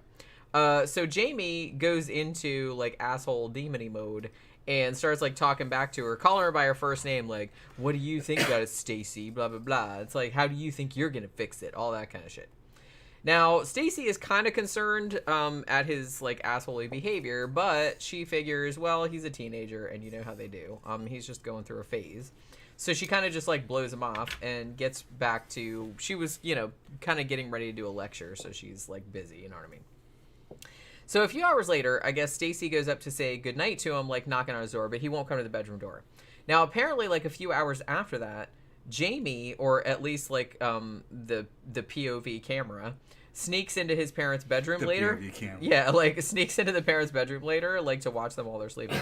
So while they're both sleeping, and it's implied that the POV camera like steals something out of the mom's jewelry box. You don't know that it's the jewelry box until later on. It just like looks like the box that's sitting on top of the dresser. So Halloween is coming up, and Stacey has a bunch of lectures because, like I said, she's a paranormal lecturer. So of course it's Halloween. Everybody wants to hear that shit. Now, one evening, she comes down, like, she's going to one of her lectures, and she's like, where the fuck are my diamond earrings? They were in my jewelry box, and now they're gone.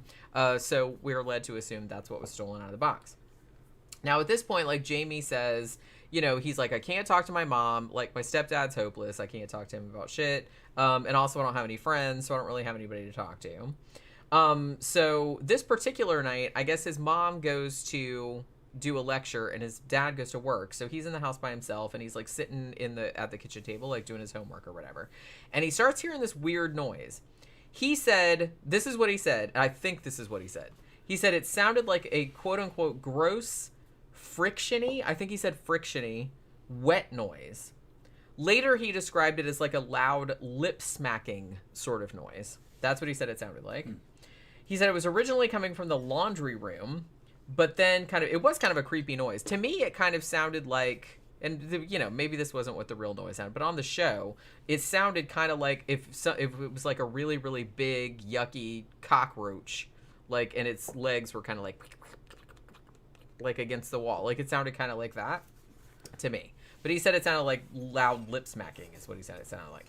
So he said originally it's coming from the laundry room, but then like as he goes in the laundry room, then he said it slowly kind of travels back into the kitchen where he was to start with, and then it goes into the computer room, and he said it was like interactive. So like everywhere he'd move, it sounded like it was like moving somewhere else, like it was trying to like evade him or something like that.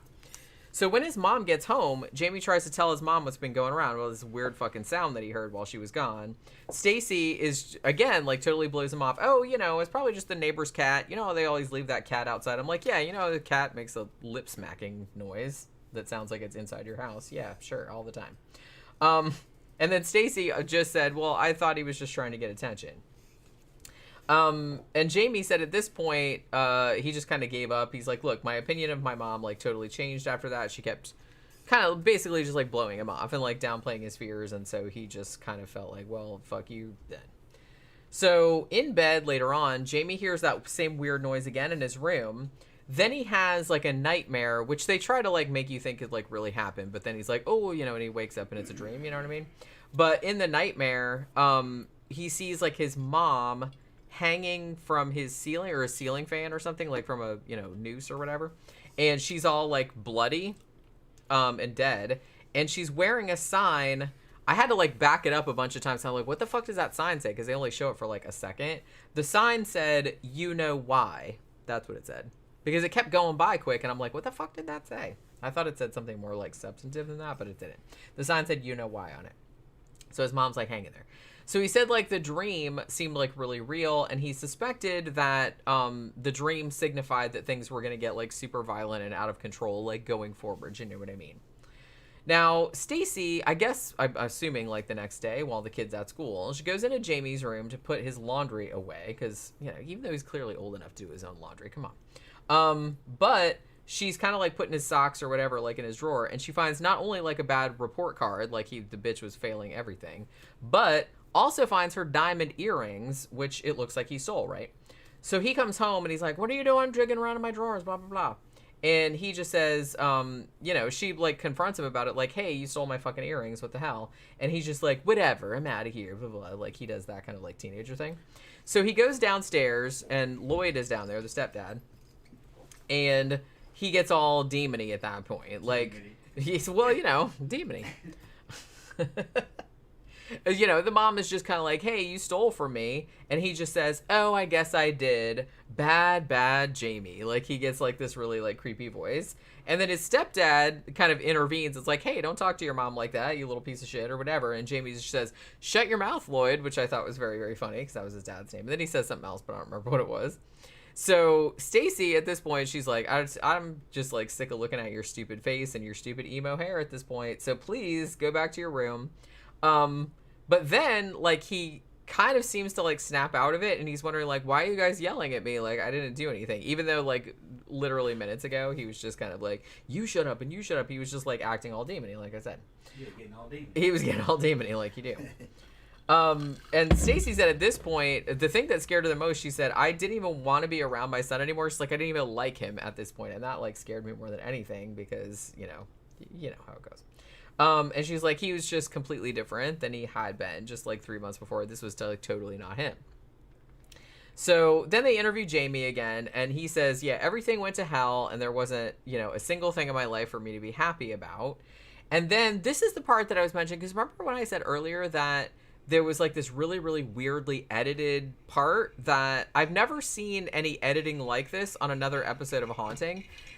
They were interviewing the real Jamie, and he was talking about, you know, oh, I was, like, depressed and angry, and there was nothing for me to be happy about, and everything was fucked up and stuff like that. But they edited it really, really weird, like, kind of, like, choppy or, like, I don't know. I can't, like, explain it, but it was, like, really edited. They were scratching his voice. Kinda. It was almost kind of like that. And I said, are they trying to be, like... Yeah. I don't know if they were trying to do like kind of like an edgelordy kind of like mid 2000s. I don't know if they were trying to do that, like they were experimenting with stuff, because I've never seen them do that before or since. And I just thought it was a strange. I don't know if he like was saying some weird shit and they just had to like cut it up so it didn't. I don't know. It just. If you've seen the episode, he was scratching his voice like the Terminator X from fucking Public Enemy. Maybe that's what it was. Yeah. Yeah. It was like that. Was it? I mean, it wasn't quite like that, but it was that kind of thing. You know what I mean? Because I'm watching it being like, why are they editing him like that? I've never seen them do that ever. It's just like, it seemed really, really weird. And I don't know. I still don't understand. But like I said, we're just trying to maximize the creepiness of the... If you've seen the episode, you know what I'm talking about. Because it was like very, very... It stood out a lot. Because it's like totally unlike the episode, like the editing that they usually do. I just can't figure out why they did it like that or what they were trying to get across. So at this point, Stacey is downstairs, you know, shaking her head at her son's like terrible report card where everything is F's. You know, when very suddenly a book comes flying down the stairs and didn't hit her, but it kind of like hit the wall like near her. So at this point, she picks up the book like, what the fuck? Like, I guess she thought that that her son like threw it at her, but then she goes up to check and like no one's up there that could have thrown it, right? Like he's in his room and like locked in his room, and there's no way that he could have. I don't know. So Stacey at this point, she's kind of finally like, okay, well maybe something paranormal is going on because somebody's like chucking books at me. But again, like Tom mentioned, you know, at first he thinks maybe it's a poltergeist. And she's like, well, I'm kind of hoping it is a poltergeist because, you know, poltergeist shit doesn't usually last that long a time. About a month or so. And it's like, so if I only have to put up with this bullshit that he's doing, like, for another month or two, like, I think I can, you know, wait it out kind of thing. The next evening, though, Stacey decides, you know, normally she would go to class, but she took the class off so she could stay home and sit and talk to Jamie. But as soon as she starts talking, it was like, look, I think that, you know, maybe you're manifesting a poltergeist or something like that. But then, like, big scratches start appearing all over Jamie's chest and back, like, while they're looking. Because he's like, ow, ow. And then, like, he lifts up his shirt. And then, like, there's all these cuts and shit. And then, like, she said, I guess, or this is what they showed anyway, that some of them, like, appeared while she was looking at him, you know? It's also consistent with Poltergeist, though. That's what I mean. It's just kind of like... The thing is, though, is that usually in the other cases that I read about, when you're dealing with marks appearing on bodies, sometimes before, sometimes right before your very eyes, and then you're also having what seems to be kind of like possession, what looks like possession. Usually the psychokinetic phenomena is real strong. There's a lot of moving objects. There's a lot of shit being ripped up and destroyed. They don't say that in this case. So it's kind of a weird... The proportionality of this case is weird, if you ask me. They don't really talk too much about objects being moved or teleported or thrown. Yeah, I mean, other than that tape dispenser in that book, that was pretty much it. Usually it's real heavy in that. When you have somebody who's exhibiting what appears to be on the surface to be fucking possession. Because they're poltergeist in its extreme case, in its extreme manifestations, can appear to be possession, especially if people at the scene suggest that it's demonic possession. Then it'll kind of become that. I mean, it'll give you because whatever, that's the expectation. That's the expectation. You'll get it becomes whatever you want it to be. It just acts out. It's a temper tantrum. It's a psychic temper tantrum, is what it is. So pretty much like the minute she starts talking to him about poltergeist, like all these cuts start appearing, supposedly, and he's like freaking out. So she starts freaking out, and then she starts to suspect, well, maybe this isn't a poltergeist, maybe it's something worse. So she puts him to bed and like cleans up all the wounds and everything, and then she calls John Zaffis. Yeah, let me say something before you go on to the movie. The Exorcist was based upon a real case. But that case involved a little boy, and it was a poltergeist case. There was an exorcism. Yeah, there was what appeared to be demonic possession. But even one of the priests that was involved in it says, no, knowing what I know now, it was poltergeist. You know, one of the witnesses. Yeah, that was. I don't think they've ever released the kid's real name, but they usually call it Roland Doe or Ronald Mannheim or something like that. He goes under like pseudonyms. Right. Roland Doe is the one that I usually hear. Yeah, a long time ago I read pretty much... It was in the 40s, I think. Yeah, I read a full account of what one of the assistants to the priests had written down of everything that they saw, and I was like, it's like something out of a poltergeist case. You know, a lot of moving objects. I think it was called phantom knowledge. I forgot what that... He knew things that he couldn't have known. He did a lot of weird stuff. But it was poltergeist, though. Yeah, it was because he was a Jewish kid. He was Jewish, but his mother remarried to a Catholic, and they started taking him to Catholic church. He didn't want to go. So, and he was about the right age for poltergeist, and he had a damn psychic temper tantrum. And they thought it was the Catholics thought it was possession, so it started to manifest itself as something like possession, like demonic possession, what it looked like. It's not what it was, though. So she calls John Zaffis up, and as soon as she tells him, because at first she's like, well, I thought it was poltergeist, and he's like, yeah, that sounds like a poltergeist, and, you know, the kid's about the right age, and yada yada. But as soon as she talks about the cuts appearing, he's like, oh shit, that's demonic. And then he asks her about like that whole like thing at the cemetery, and so he begins to suspect that he probably picked up this attachment, this demon attachment, like at the cemetery. It's like a vacuum cleaner attachment, but it's a demon. I hate when that happens. Does your vacuum cleaner have a demon attachment? You know, so you can suck up the demons. All right, so. Yeah, and then it's just kind of like, this was funny to me because I've never seen this done either.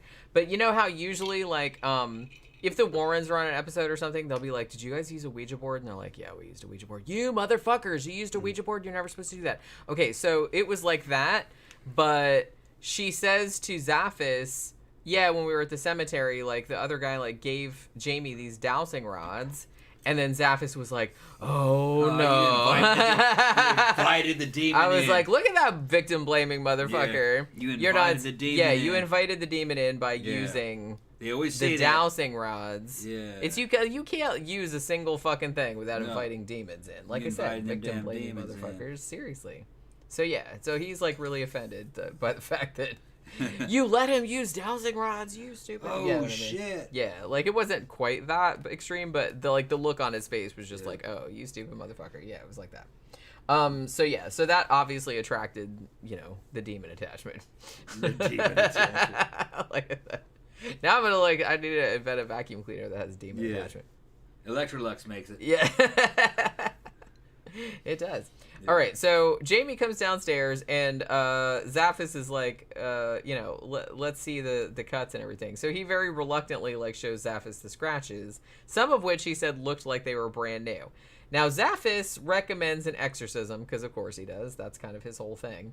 But Jamie says absolutely not. He said that all he knew about exorcisms was what he saw in the movies, specifically in The Exorcist. And he's like, yeah, I don't really want any part of that. He's like, yeah, puking and the scarred face and everything. It's like, yeah, no, I'm not about that life. So, but his mom, after about 2 minutes, actually convinces him to go through with it, though. And so she drives him to Connecticut that weekend to, I guess it was either Zaphis's house, or I think they said it was Larry Elwood's house, who was the priest. He was the same priest that did the shit in The Possessed that we talked about last week. So they're friends, him and Zaphis.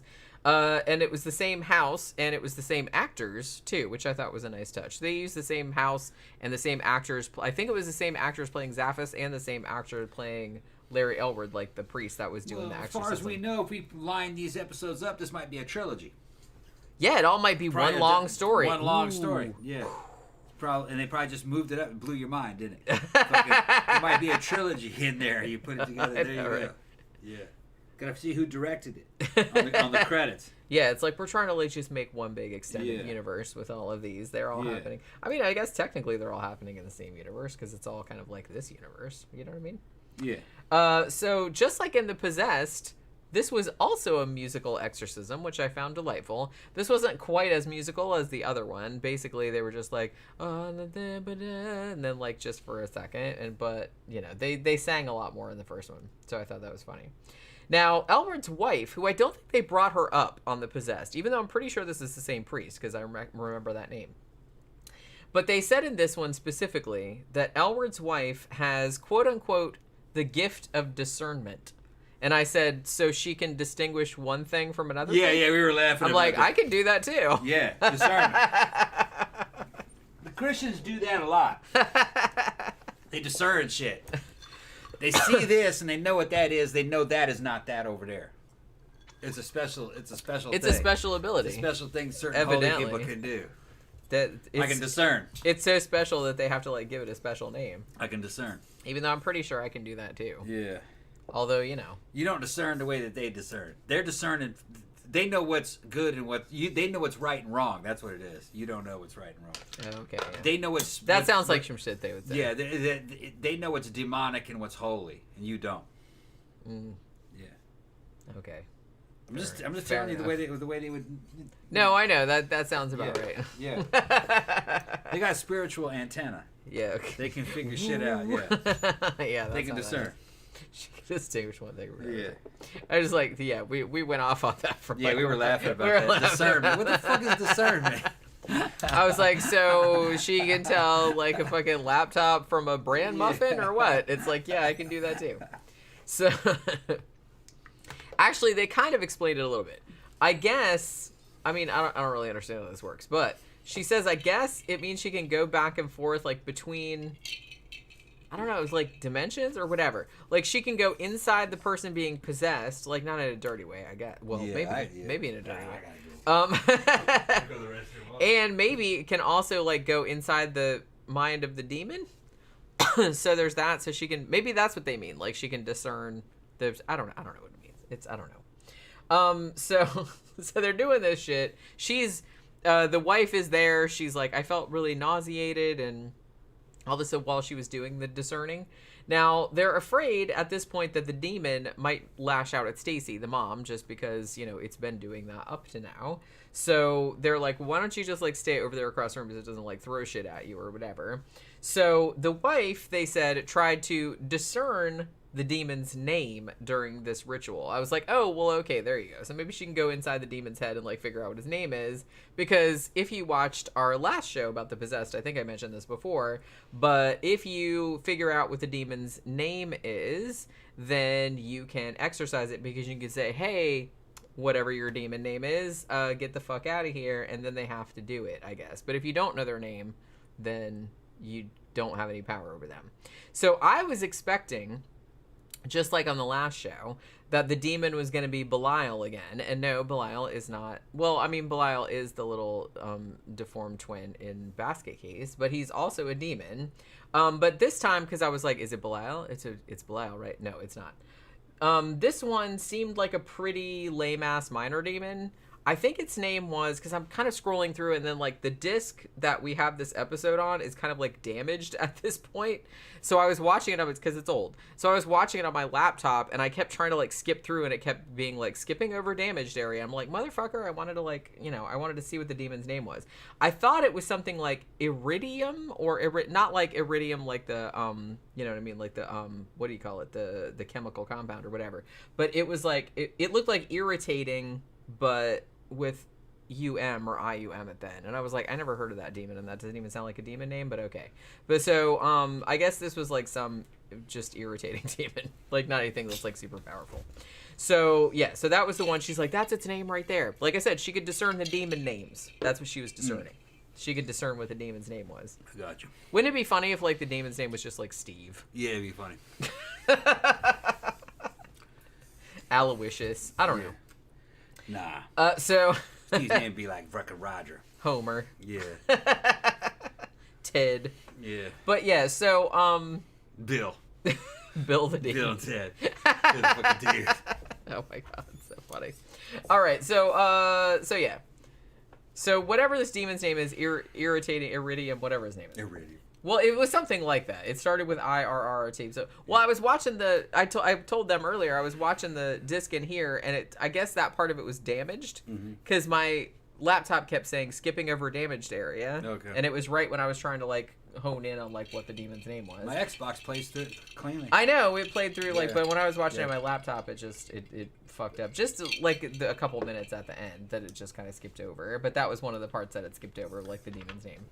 So yeah, so there's a whole exorcism deal, but unlike in The Possessed, where we had a whole, like, full-on chair levitation, which was pretty neat, this one didn't have any levitation. No, like, paranormal activity, really. It's a bit anticlimactic. Just kind of a bunch of the kid growling and mugging and thrashing around.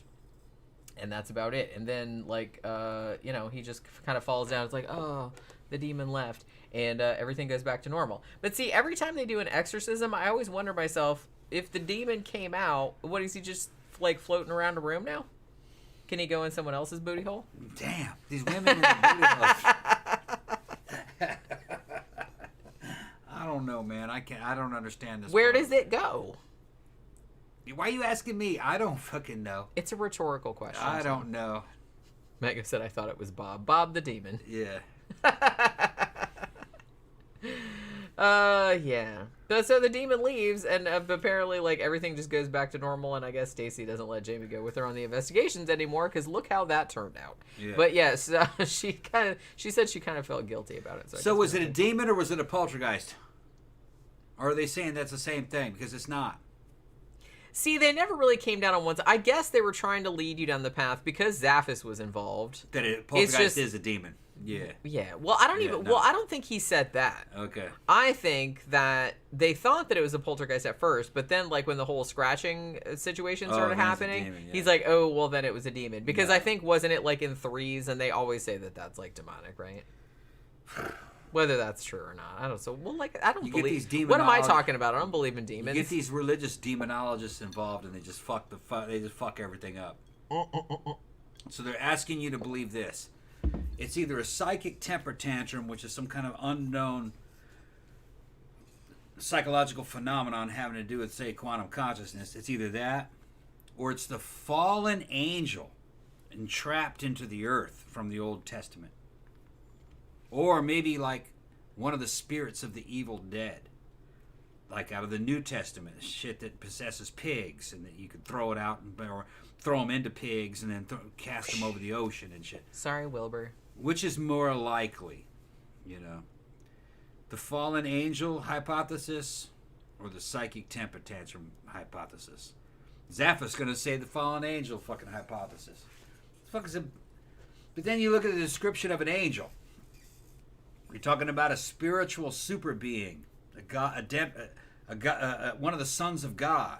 Okay, basically, they're literally sons of God in Genesis. Okay, these things go into people. For what purpose? That'd be a big step down to go into a person. You know, you're gonna fuck around with little people and shit. No. That's not what's being described in the Genesis. I mean, that's one of the kind of, you know, hurdles that I find really hard to clear. Like I said, I think the whole concept of demons is unbelievable to start with. But it's like, even if they did exist, why the fuck would they do... something like this? Like, yeah, why would they just, like, mess around with this penny ante bullshit? Scripture, okay, God of Abraham-based scripture describes two different things as demons. In the Old Testament, it's a fallen angel that's being punished. In the New Testament, it's the spirits of the evil dead. Okay? Mostly. Early Christianity seems to have been a fucking exorcism cult.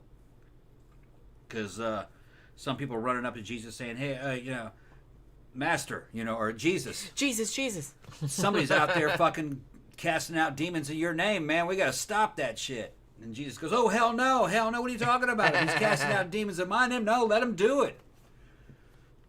So, fighting demons and casting them out, and then as they're described more like the spirits of the evil dead, not fallen angels, you know, in the New Testament. Which falls, the reason why is because that's a very Greco-Roman idea. Ghosts is what they're talking about. Ghosts that can enter people, which the Greeks and the Romans believed in that. And Christianity was a Greco-Roman religion. All right, it's a fake Jewish religion. It's not Jewish. It may have had roots in Judaism, but it's become Romanized or Greco-Romanized. So a lot of the traditions of fucking Greco-Roman civilization are going to start morphing into it. They didn't have traditions, you know, the Greco-Romans didn't have traditions about fallen angels being chained into the earth for having sex with the daughters of human men. That's not in their tradition.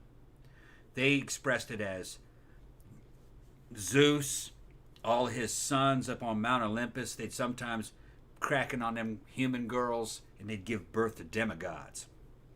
In the Old Testament, they call them Nephilim, all right, which would be Goliath, Samson, Hercules. Well, not Hercules. Hercules would be more like Jesus, but you know, that's what they're talking about. It's just so Christianity inherited the Greco-Roman concept of what a demon is. The spirits of the evil dead. Not so much a fallen angel. But they never really make a distinction to modern Christian because they don't know the scriptures that well. Sorry. They're not mythicists. They don't understand how mythology works. They don't really understand these stories and what these stories mean. Well, I kind of feel like a lot of people that just grew up with Christianity don't really like question it to any great extent. Yeah, they don't read into it and they don't compare it to other religions of its time. And Christianity compares very favorably with Greco-Roman mythology. That's it. It's the same, pretty much the same. Mega said we need Bruce Campbell because you talked about Evil Dead. Yeah.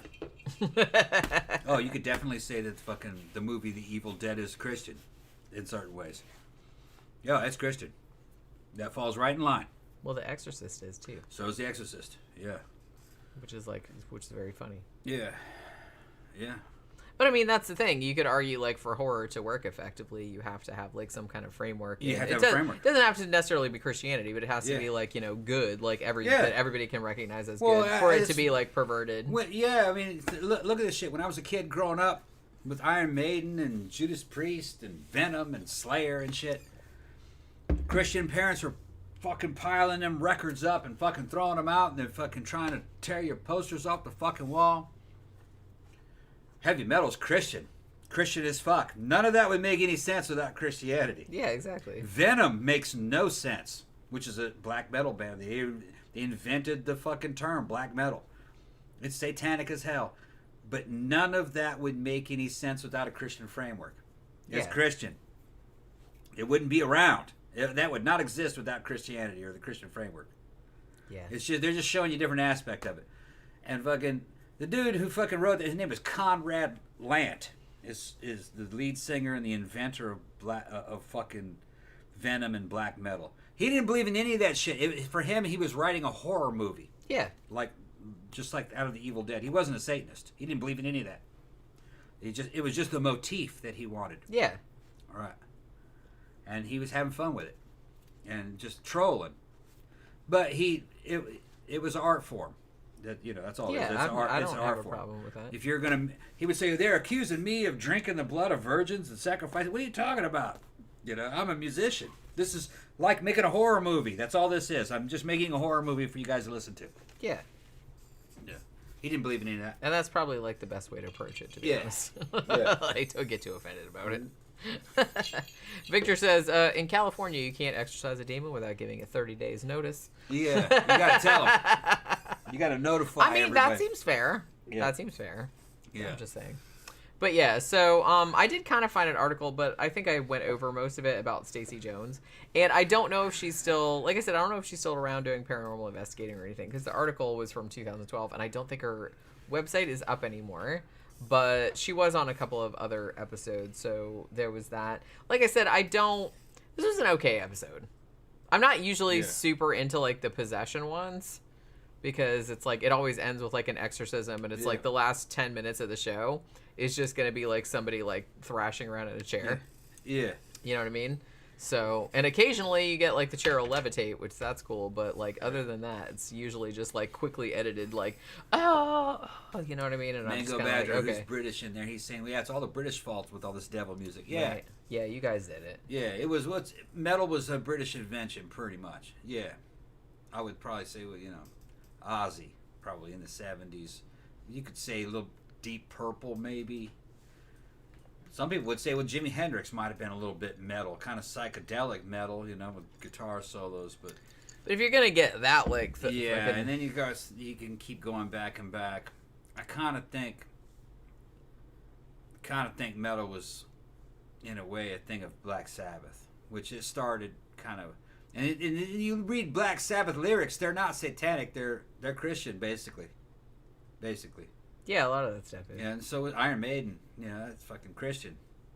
But it wasn't overtly Christian. It's just that you have to have a Christian framework, and very British, which Anglo-Americans picked up on that, instantly. We're like, yeah, that's it, And then California got into it, with fucking Dave Araya and fucking Slayer and fucking Metallica came and kicked Iron Maiden's ass, But no, we picked up on it. I still kind of give it to the British back in that era. Judas Priest, fucking Rob Halford was fucking God, basically.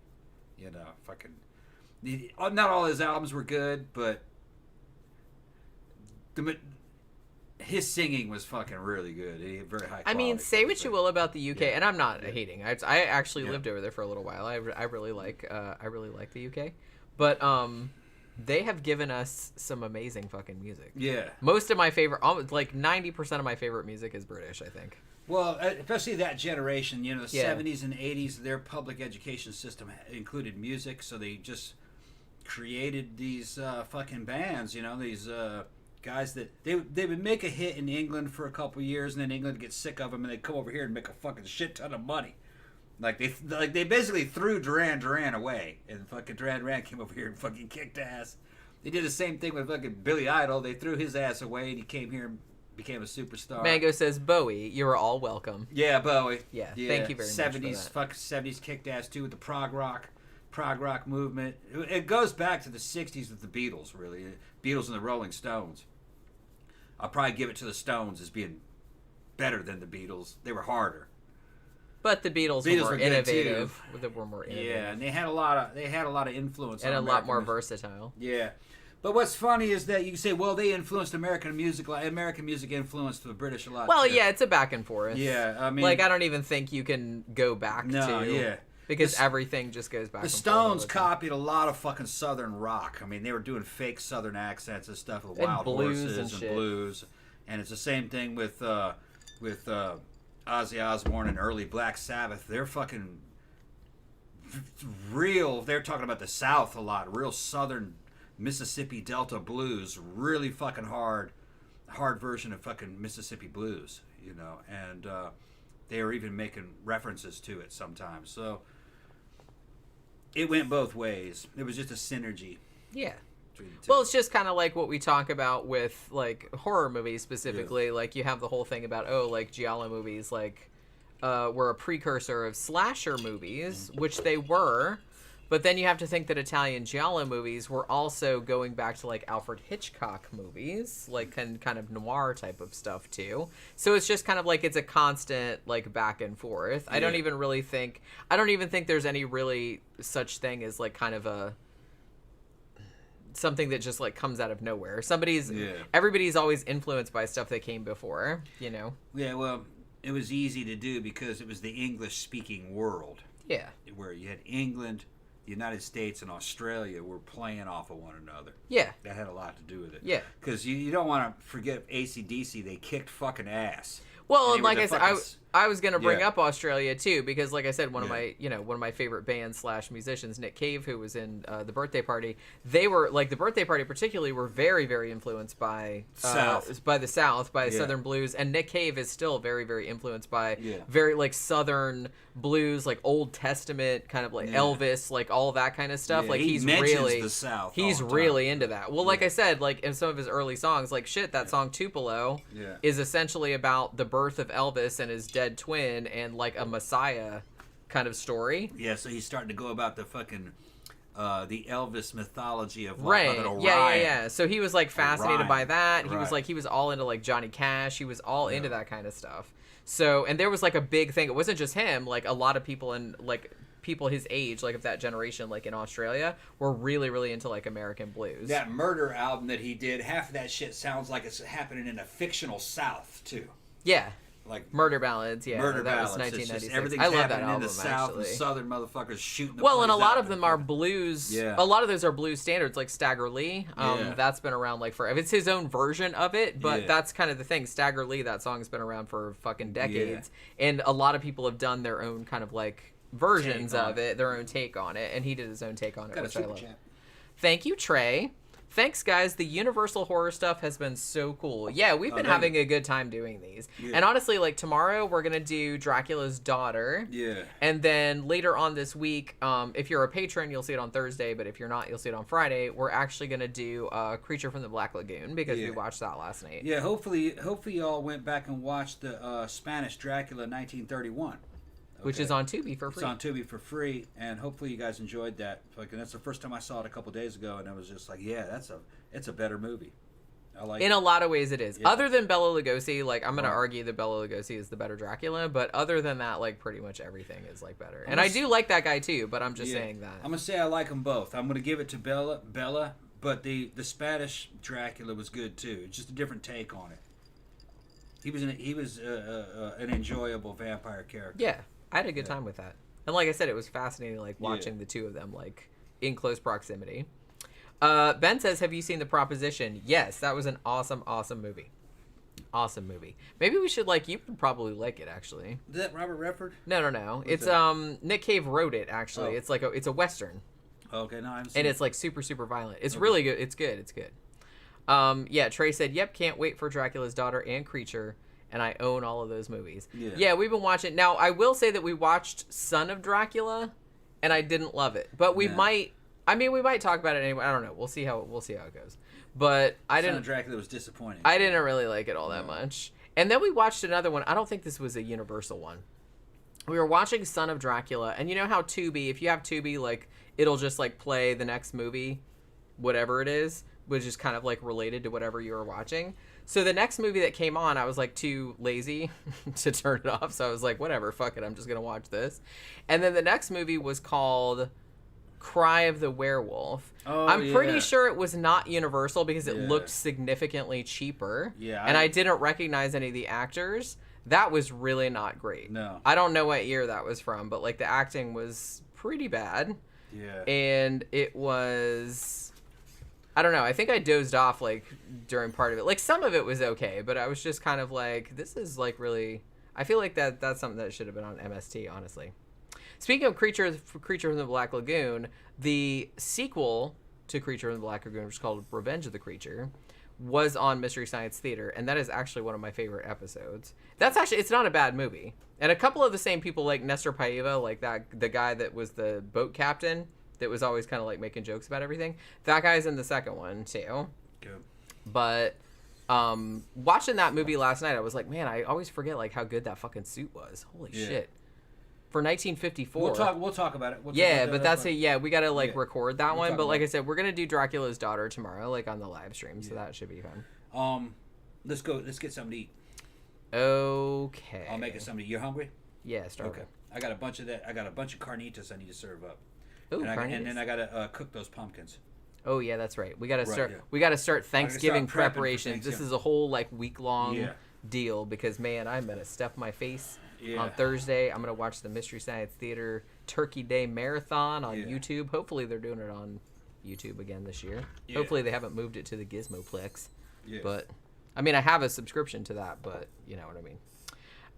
All right. So, tomorrow, like I said, we're going to be back talking about Dracula's Daughter. Thank you for dropping by, talking about a haunting, Ghost Hunter today. And have a good rest of your evening, and we'll see you guys again tomorrow at 6 p.m. Eastern Standard Time. Bye.